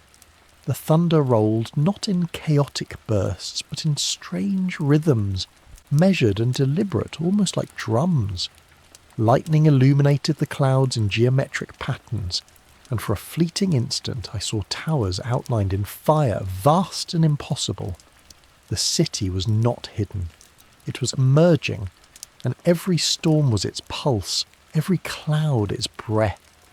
The second major twist had revealed itself with terrible clarity. The city above the clouds was not a relic of the past, nor a myth of memory. It was alive, expanding, and consuming. It did not vanish from history. It was erasing history, one surrender at a time, replacing it with itself. And if that was true, then my struggle was no longer personal. It was not just about whether I would surrender, but whether the valleys below could survive at all. If the city above the clouds is expanding, then how long before it swallows everything we know? That question stalked me more relentlessly than the hum of the stones. I had once thought this mystery was personal, a test of my will, a struggle between curiosity and surrender. But the more I listened, the more I understood. This was not about me alone. If the city was growing, then it would not stop at the ridges. Its breath would not remain bound to the mountains. One day, its resonance would roll down into the valleys, seep into the plains, and hum beneath the feet of all who walked the earth. I imagined it spreading quietly, unnoticed at first, A farmer in the valley might pause at night and hear a low vibration in the soil, dismissing it as wind or fatigue. A child might dream of bridges made of mist, never knowing those dreams were borrowed from something greater. Step by step, ear by ear, the world would be tuned until no one remembered silence, and by the time we realised, the song would already be inside us all. That realisation broke open a wave of questions. Was this how it had always been? Had the city above the clouds already swallowed civilizations before ours, leaving no ruins, no traces but myths of sky dwellers? Could it be that entire ages had surrendered, their voices woven into the resonance, their identities erased until only the hum remained? If so, then history itself was not merely written by victors, but erased by the clouds. The thought hollowed me, because what if all the gaps in our records, all the vanished cultures we puzzle over, were not accidents of time, but evidence of the city's reach? Perhaps those civilizations did not fail, they were absorbed. Their disappearance was not loss, but assimilation into something larger. And if that was true, then what we call history is only what has not yet been taken. I could not keep these thoughts inside. I told the villagers one evening, sitting by their fire, that the city was growing, that its hunger might soon touch even them. They listened in silence, faces grave, eyes reflecting flames. When I finished, the oldest among them spoke. His voice was calm, resigned. "It has always grown," he said, "but not all acclaimed. The valley survives because we choose to stay small, to look down, not up." His words shook me more than any storm. Was that the secret? That survival depended not on resistance but on humility, on refusing the call of the sky. Yet even as he said it, I knew it was not so simple. Because the song does not only call the proud or the curious, it calls the lonely, the weary, the broken. It whispers to anyone who aches for something beyond themselves. And who among us can claim to be immune to that? That night, lying awake, I thought of how thin the boundary was. A single thought, a single moment of longing, and the clouds could claim you. How long could any valley, any city resist that kind of patience? If the city above the clouds had eternity, then resistance was only a delay, and delay is not victory. The storm came again the next evening, and with it the lights. They did not flicker at the edge this time. They pressed closer, forming shapes so distinct they could not be dismissed as illusions. Towers rose in white fire, bridges stretched across the night sky, and the hum became words I almost understood. My heart thundered with terror and awe, because I realized what I was seeing was not their world intruding into mine. It was mine dissolving into theirs. The clouds folded downward like curtains, and I felt the air thin as though the valley itself was vanishing beneath me. I whispered aloud, begging the earth to hold me, but even the stones beneath my feet thrummed with their resonance. The thought came sharply, unshakable. This was not the beginning of their expansion. It was the continuation. It had always been happening, and now I was only awake enough to see it. And if that was true, then perhaps the question was not how long before it swallows everything we know, but whether anything we know has ever truly been ours at all. But if nothing has ever truly been ours, then whose world have we been living in all along? That question carried with it a weight I could not escape. For if the city above the clouds had always been here, patient and silent, weaving its resonance into every breath of wind, then perhaps our world was never wholly our own. Perhaps we were tenants in a greater design, wanderers on borrowed ground, living in the echo of something vaster. The more I thought on it, the more I saw patterns where before I had seen only chance. The gaps in history, the sudden vanishings of cultures, the strange myths that appear in every corner of the earth, all pointed not to chaos but to quiet order. A pattern of assimilation, of weaving one world into another until the boundary is erased. Had we always mistaken this for failure? when it was in fact fulfillment of something we never understood? The thought rattled me, because it meant that even my own voice, my own choices might never have been mine. How many of my desires, my fascinations, my longings were shaped by resonance I mistook for thought? If the city's hum lived in the stones, then it had always lived in us, humming faintly, buried deep. Perhaps humanity itself was only an extension of their song, a note they had drawn downward into the valleys, waiting for it to rise again. One evening, as the clouds thickened into walls around the terraces, I remembered a line from an old manuscript I'd read long ago. It spoke of a people who were not first nor last, but middle. At the time, I thought it meant humanity's place between gods and animals. Now I wondered if it meant something darker, that we were never the first beings to live here, nor the last, but only a temporary chorus in a longer song. If that was true, then the city above the clouds was not intruding into our world. It was reclaiming its own. The villagers seemed to know this in their bones. When I asked them directly if they believed the sky belonged to the dwellers above, they did not argue or hesitate. They only nodded, as if I had finally grasped what they had known all along. "The mountains are theirs," one woman said softly. "The valleys are borrowed." Her words carried no anger, no rebellion, only quiet resignation, as if she knew that resistance was meaningless when you lived inside another's house. That night I lay awake, staring at the stars above the mist, and the question tore at me until my chest ached. Whose world is this? If it is theirs, then what are we? Guests? Intruders? Or merely raw material for the next phase of their construction? The storm came suddenly, breaking the silence with a low rumble, but it didn't sound like thunder. It sounded like a drum beat, measured and deliberate, as if keeping time with something larger. The mist glowed faintly, and I thought I saw vast outlines shift across the sky. Not towers this time, but forms that seemed alive, moving with grace and purpose. They were not human, not even close. Yet something in their movement stirred recognition in me, as though some buried part of me knew them already.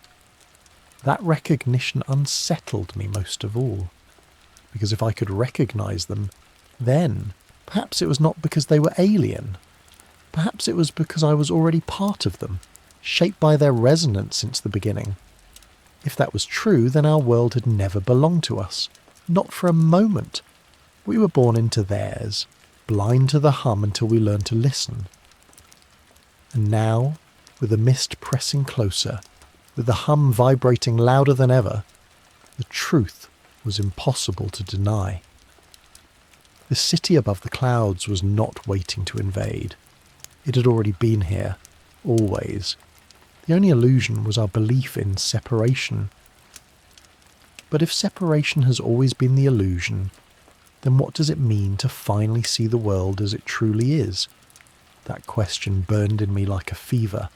If I had been blind all along, then this was not revelation but awakening, and awakenings are never gentle. They strip away comfort, they dissolve certainty, they leave you trembling before truths too vast to hold. And in the shadow of the city above the clouds, I began to wonder if humanity had been sleepwalking for millennia, sheltered in the dream of independence, while the real world pulsed around us, unseen. To see the world as it truly is meant admitting that I was never separate. The hum in the stones was not calling me from outside. It was rising from within. It meant that every breath I had ever taken was part of a larger rhythm, every thought a borrowed vibration. I was not crossing into another realm. I was remembering the one I had always belonged to. That realization should have comforted me, but instead it hollowed me out. Because if we are already theirs, then what is the meaning of choice? What is the purpose of resistance, of struggle, of yearning to remain human? If all of it is only movement inside a song too vast to escape, then individuality is nothing more than a brief discord, a note destined to resolve back into harmony. The villagers, I realised, had made peace with this. their offerings, their quiet reverence, were not bargains struck for survival. They were acknowledgements of truth. They did not fight to keep themselves separate, because they knew separation was illusion. They only tried to delay the moment of merging, to stretch the fragile span of selfhood as long as it could last, before the inevitable folding into the mist. And perhaps that was wisdom. Perhaps to live fully as a human is to accept the brevity of individuality, to savour it even as it dissolves. But the thought clawed at me, because I did not want brevity. I wanted endurance. I wanted to carry something of myself into eternity, even if eternity was not mine. One night, as the mist thickened until the world seemed made of nothing but cloud, I asked the silence aloud, if I must dissolve, what part of me can remain? The answer came not in words, but in sensation. The hum deepened, and in it I felt echoes of others, not their names, not their faces, but their longings. A mother's grief, a wanderer's hope, a child's laughter. None of them distinct, yet none of them gone. They had been absorbed, yes, but their essence still shimmered faintly in the resonance. It was not identity that endured, but emotion, not memory, but feeling. And suddenly I understood. To see the world as it truly is means to realize that self is temporary, but longing is eternal. The city above the clouds did not erase, it transmuted. Every fear, every desire, every ache was woven into the endless fabric. That was why the hum was not uniform but alive, why it carried sorrow and joy in equal measure. It was not just stones singing, it was humanity multiplied and merged. The thought broke me open, because it meant that when I listened, I was not only hearing them, I was hearing us. All of us who had ever gazed upward, who had ever felt the pull of the mist, who had ever surrendered. And in that recognition, I felt less afraid, though not less torn. Still, the danger remained. To see the world as it truly is means also to face what comes next. If individuality is illusion, then what is my role in a world that does not need me, but only the fragments I can contribute? Do I walk willingly into the mist, knowing I will dissolve, or do I cling to the fragile discord of self, delaying harmony as long as I can? The clouds pressed against me like hands, the hum rising in waves, and I felt the weight of inevitability. But if inevitability is the true law of this world, then is surrender really loss, or is it completion? That question echoed louder than the hum itself, rattling against my ribs until I could no longer tell where my own thoughts ended and the resonance began. For days, I carried it like a stone in my chest, heavy, undeniable. If what awaited was not erasure but merging, was it truly defeat to step forward into it? Or was it the fulfillment of a journey far older than myself? I began to look differently at the clouds. They no longer seemed like walls or barriers, no longer like thieves stealing names from the air. They were vessels, swollen with the ache of countless souls, carrying the longing of generations who had walked into their embrace. Each storm that swept the ridges was not a destruction but a choir. Voices folding into a song so vast it could never be silenced. And yet I trembled. Completion, no matter how noble, meant the end of me. My memories, my laughter, my mistakes, all would dissolve into tone and pattern, indistinguishable from 1,000 others. Was that beauty or horror? The villagers seemed at peace with it, but I could not quiet the human ache for singularity. To be one, not many. To be myself, not resonance. I thought of the shepherd's warning, that the city above the clouds does not force, it invites. That was the cruelty of it. No chains, no violence, only longing, only the subtle twist of desire until you could not tell whether the choice was yours or theirs. And perhaps that was why so many had walked willingly, not because they were conquered, but because they had finally grown weary of resistance. One night, As the wind pressed heavy and the mist seeped into my bones, I dreamed. In the dream, I stood on a bridge of light stretching across the clouds. Figures moved on either side of me, tall, luminous, indistinct, their faces shifting like vapour. They did not speak, yet I heard them in the hum. Not words, but recognition. They knew me, not as I knew myself, but as one who had always belonged. And in that recognition, I felt a warmth that pierced deeper than any fear. I woke with tears on my face, and for the first time, I wondered if my struggle was not with them, but with myself. If inevitability was truth, then maybe resistance was the illusion. Maybe clinging to self was like clinging to smoke, painful, pointless, when the greater current had already claimed me. But still, the question gnawed. Is surrender loss or completion? To call it completion is to accept that what dissolves does not vanish but transforms. To call it loss is to believe the self is sacred, something that should never be unmade. And I could not decide which was true. My heart wanted one answer, my mind another. The hum whispered completion, but the stone in my pocket, heavy, grounding, stubborn, whispered loss. I found myself walking the terraces more often, standing at the edge where the mist thickened, listening to both whispers. The villagers no longer asked me questions. They knew what I wrestled with. Perhaps they had all faced it once, and their silence was not indifference, but understanding. They let me struggle, as though they knew the decision could never be spoken into me, only born within me. The storm returned with a violence that shook the mountain itself. Lightning cut across the mist in jagged lines, and in those lines I saw again the towers, the bridges, the vast outlines of a city not imagined but real. It was no longer veiled, it was declaring itself. And as I stared, trembling, I realised the storm was not an assault. It was an invitation. The city was not reaching down to drag me upward. It was opening, waiting, calling. My heart pounded with terror and awe because in that moment the question sharpened into a blade. If the city above the clouds has been waiting all along, then am I the seeker, or have I always been the sought? That question pierced me more sharply than any other, because it shifted the entire weight of the story. If I had always been the sought, then my journey was never about discovery but recognition. Not a reaching upward, but an answering. That thought filled me with dread, and with something else. Something dangerously close to yearning. For years I told myself I was climbing toward something unknown, unravelling a mystery hidden in stone and mist. But what if every step had been taken because the city wanted me to take it? What if every whisper in the wind, every hum beneath my feet, every dream of bridges in the clouds had been placed inside me from the beginning?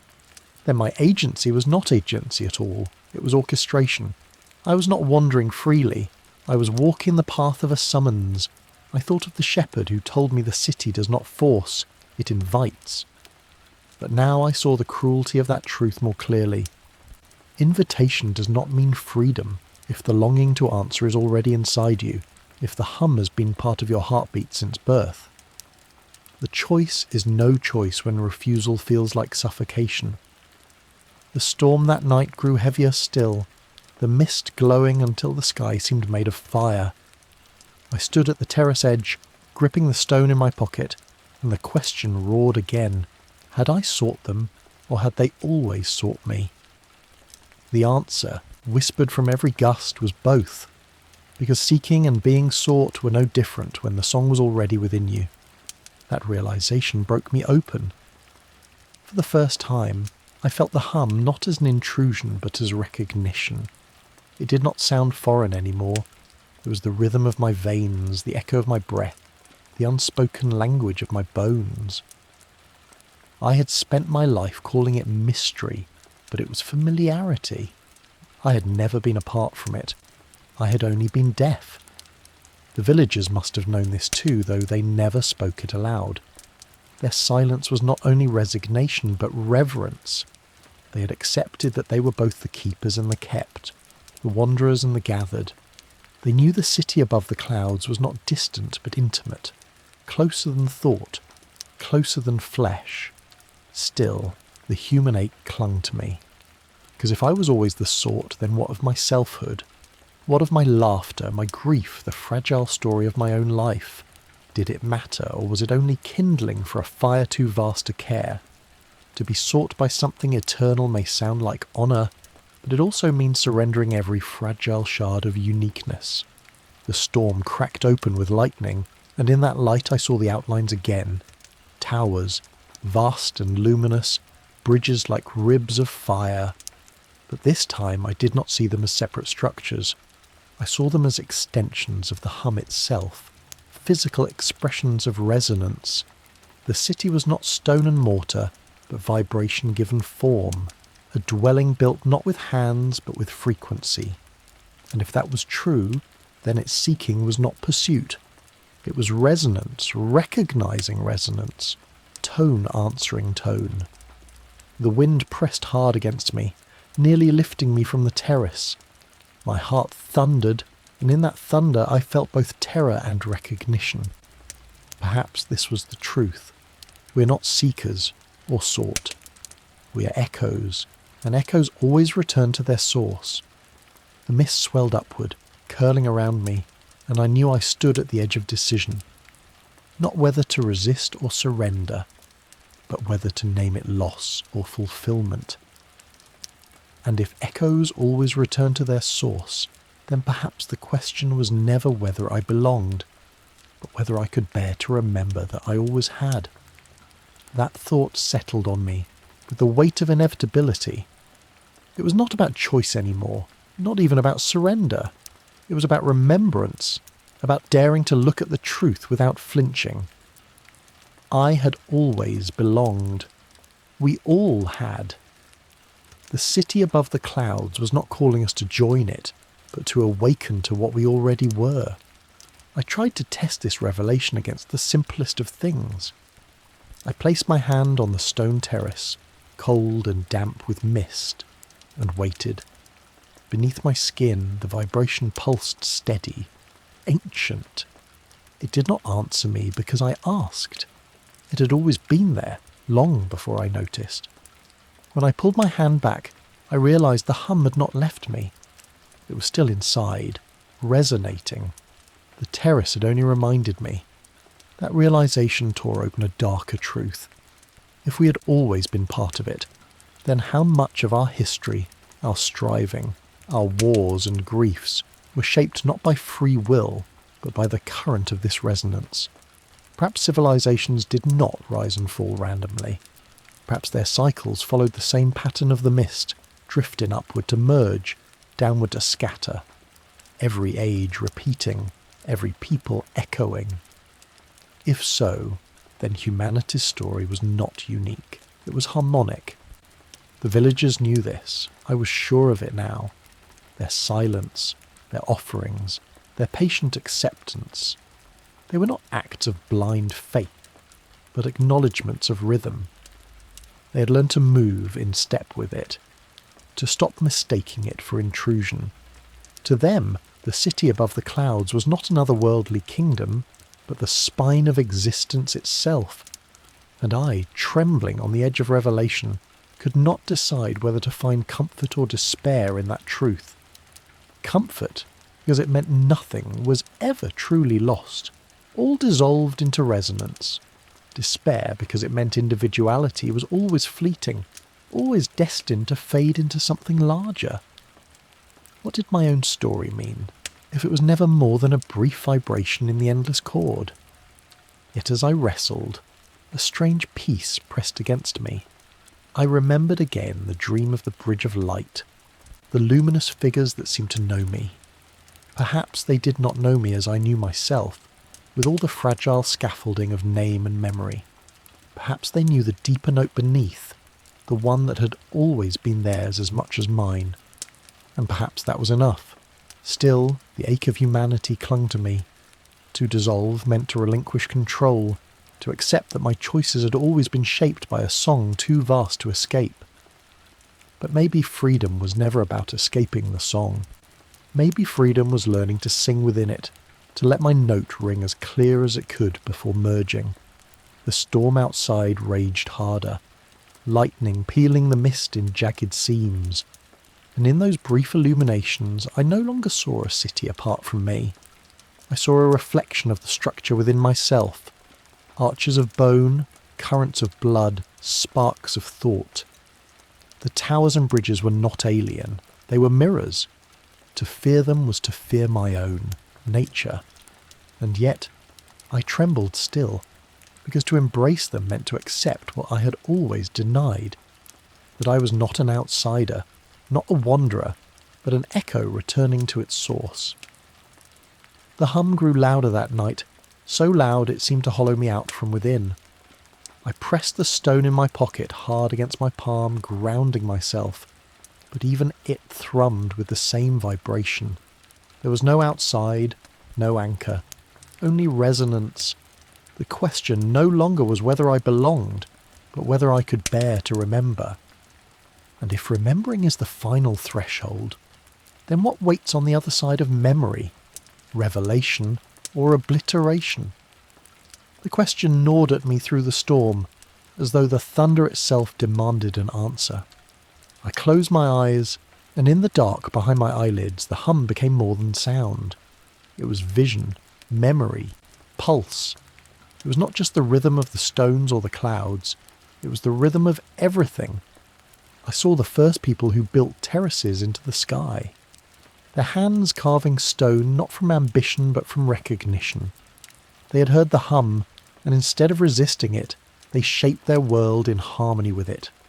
Their homes, their steps, their rituals, all designed to mirror the resonance above. They were not architects of stone, but architects of attunement. And when they vanished into the mist, it was not disappearance, it was consummation. This realization struck me with both awe and terror. To remember was not to uncover forgotten history. It was to realize that history itself was a veil, stretched thin over something deeper. We told stories of ancestors, of rise and collapse, of loss and survival. But beneath it all, there was only resonance. To remember meant to peel the veil back, to see that the individual narrative I clung to, my name, my journey, my questions, was never the foundation. It was only a temporary thread woven into a greater fabric, and the moment I understood that, I felt the thread begin to loosen. My memories flickered at the edges, not vanishing but softening, blending into something wider. Childhood laughter, the faces of those I'd lost, even the memory of my own voice, all of it vibrated in the hum, no longer mine alone, but part of a chorus. It terrified me, but it also lifted me. For a heartbeat, I felt lighter than air, as though the mist could carry me upward with no effort at all. I clutched the stone tighter, grounding myself, forcing the memories back into sharper focus. But the stone pulsed too, each beat a reminder that there was no anchor outside the resonance. Even resistance was a note in the same song. Even defiance was part of the rhythm. I wondered then if obliteration and revelation were not opposites at all. Perhaps they were the same moment, viewed through different eyes. What feels like annihilation to the self may be revelation to the whole. To forget myself might be to remember what I truly was. But could I bear it? Could I allow my laughter, my grief, my fragile singularity to dissolve, trusting that something deeper would hold it? Or would I claw against it until the last breath, clinging to a self that had never been separate to begin with? The storm raged harder, and in one violent flash of lightning, the towers above revealed themselves again, clearer than ever, sharp and bright as if carved from the storm itself. And in that light, I realized something terrible and beautiful. The city was not only above, it was within. Every beat of my heart, every breath, every memory was already one of its stones, one of its arches. I had always been part of it, and the only thing left was whether I would remember willingly or be pulled across unwilling. The hum swelled until it filled me completely. I felt myself trembling on the edge of something vast, the final threshold, where remembrance and obliteration blurred into one, and I knew that the choice, if choice it was, could not be delayed forever. The mist pressed closer, almost tender, as though waiting for me to step forward, and in its embrace I heard the question again, but now it was not mine alone. It was whispered from the clouds, from the stones, from the storm itself, all asking together, if revelation and obliteration are the same, then is the self we fear to lose only a shadow we were never meant to keep? The question swirled inside me with the same relentlessness as the storm. It was no longer simply a thought, but a threshold, a door that would open whether I wished it to or not, and I understood, perhaps for the first time, that this was the true final twist. The city above the clouds had not left us clues. It had left us warnings. Warnings disguised as whispers in the wind, as stones that hummed, as dreams of light. Warnings that the closer we drew, the more fragile our sense of self would become. Not because the city wanted to erase us, but because remembrance itself was a kind of erasure, of illusions, of separateness, of the shadows we mistook for identity. I thought of the villagers who had lived in quiet submission to the hum. They had not sought to climb into the mist, nor to force it into clarity. They had learned instead to live on the edge of forgetting. They knew the cost of full remembrance, and so they offered silence as both reverence and protection. Their patience was not ignorance but wisdom. They understood that to step into the city was to step beyond the self, and yet even with that warning clear before me, I felt the pull. The hum was no longer just sound.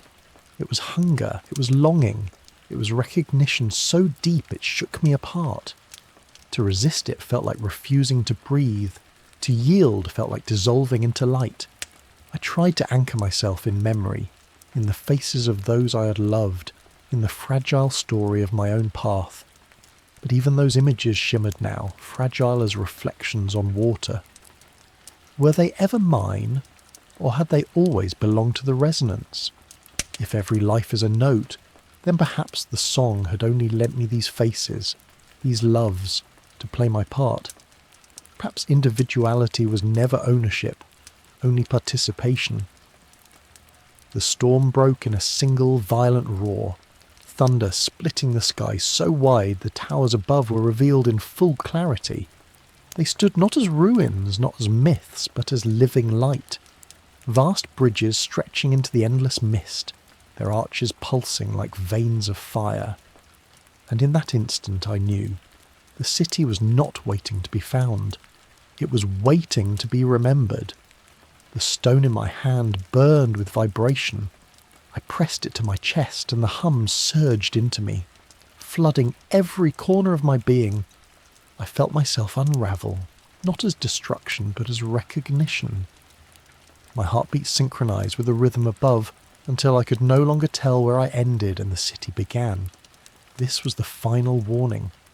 Not that I would be lost, but that I would no longer be only myself.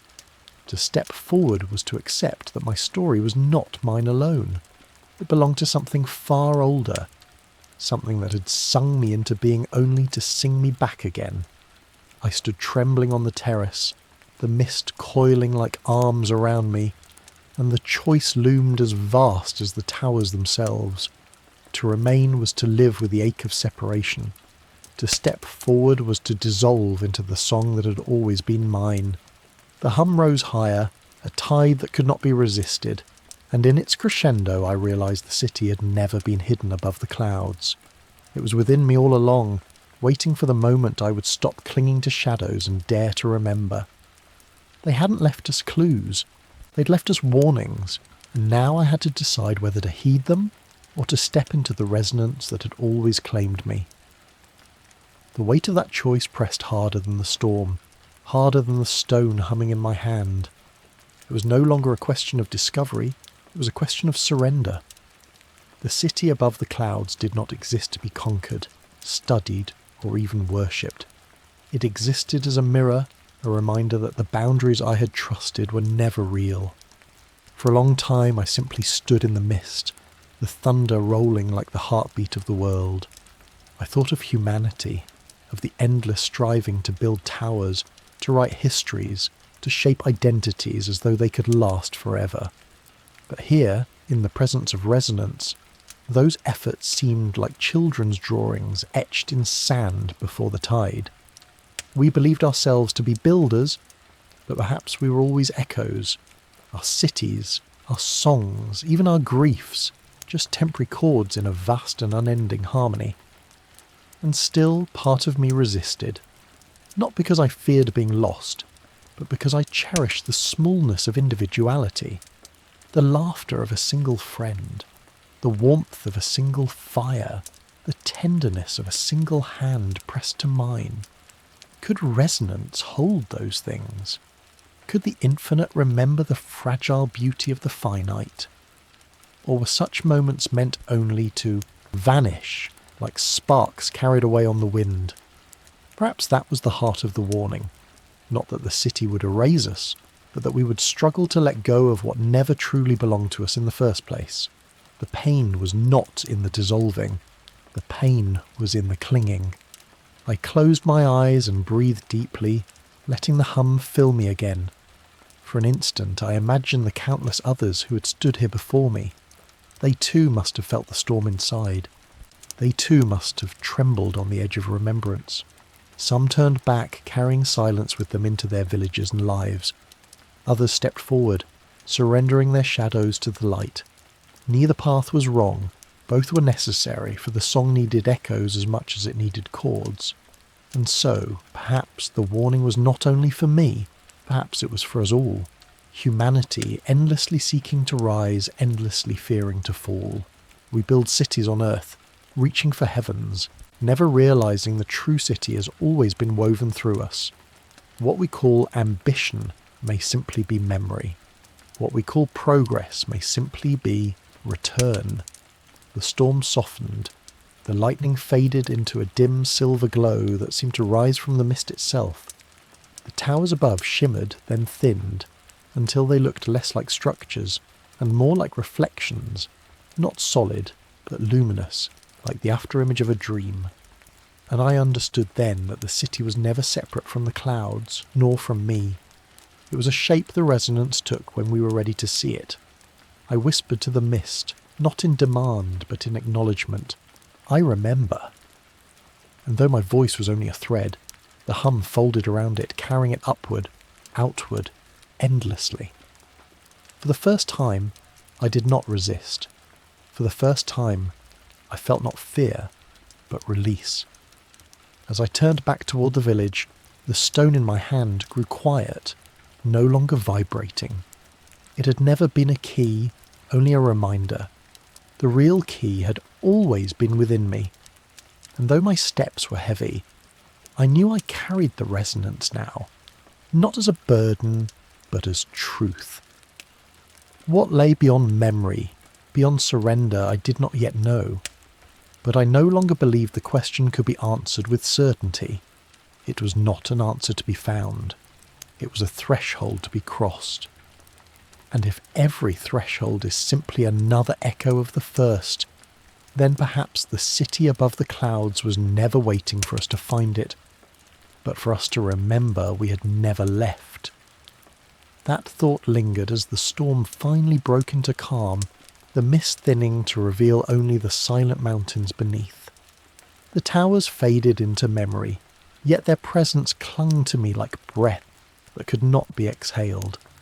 I walked away from the terraces with no proof in my hands, no artifact to display, no discovery that could be measured, but I carried something far heavier, a resonance that would never leave me. The path downward was quieter than I expected.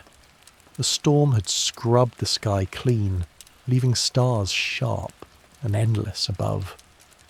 For the first time they seemed less like distant fires and more like windows, each one humming in the same key I'd heard in the stones. The city was not only above the clouds, it was scattered through the heavens, written across the night. Every star pulsed as if it knew the song, and I realised that perhaps they did. Perhaps the whole universe was the city, and we were only its briefest echoes. Back in the village, the silence was absolute. No one asked what I had seen, and I offered no story. Their eyes already knew. They had lived with the hum all their lives. They did not need explanations. They only needed silence. The same silence that allowed them to endure on the edge of forgetting. I envied them, for they could live with the resonance as background. I, having stepped too close, could not. Lying awake that night, I felt my own heartbeat in a way I never had before. Not as rhythm of blood, but as a borrowed note. The hum was inside me now, not as a storm, but as a thread pulling me towards something I both longed for and dreaded. I knew I would never hear silence again. Even in stillness, the song would breathe through me. What does it mean to live knowing you are not separate, that the story you guard so fiercely was never your own? Does it grant peace, or does it haunt every step with the ache of dissolution? I cannot yet answer. All I know is that the city above the clouds is not gone. It will rise again in the mist for others, as it has for me. It will sing, and some will turn away while others step forward. The warnings will remain, and so will the longing. And perhaps that is the truest mystery of all.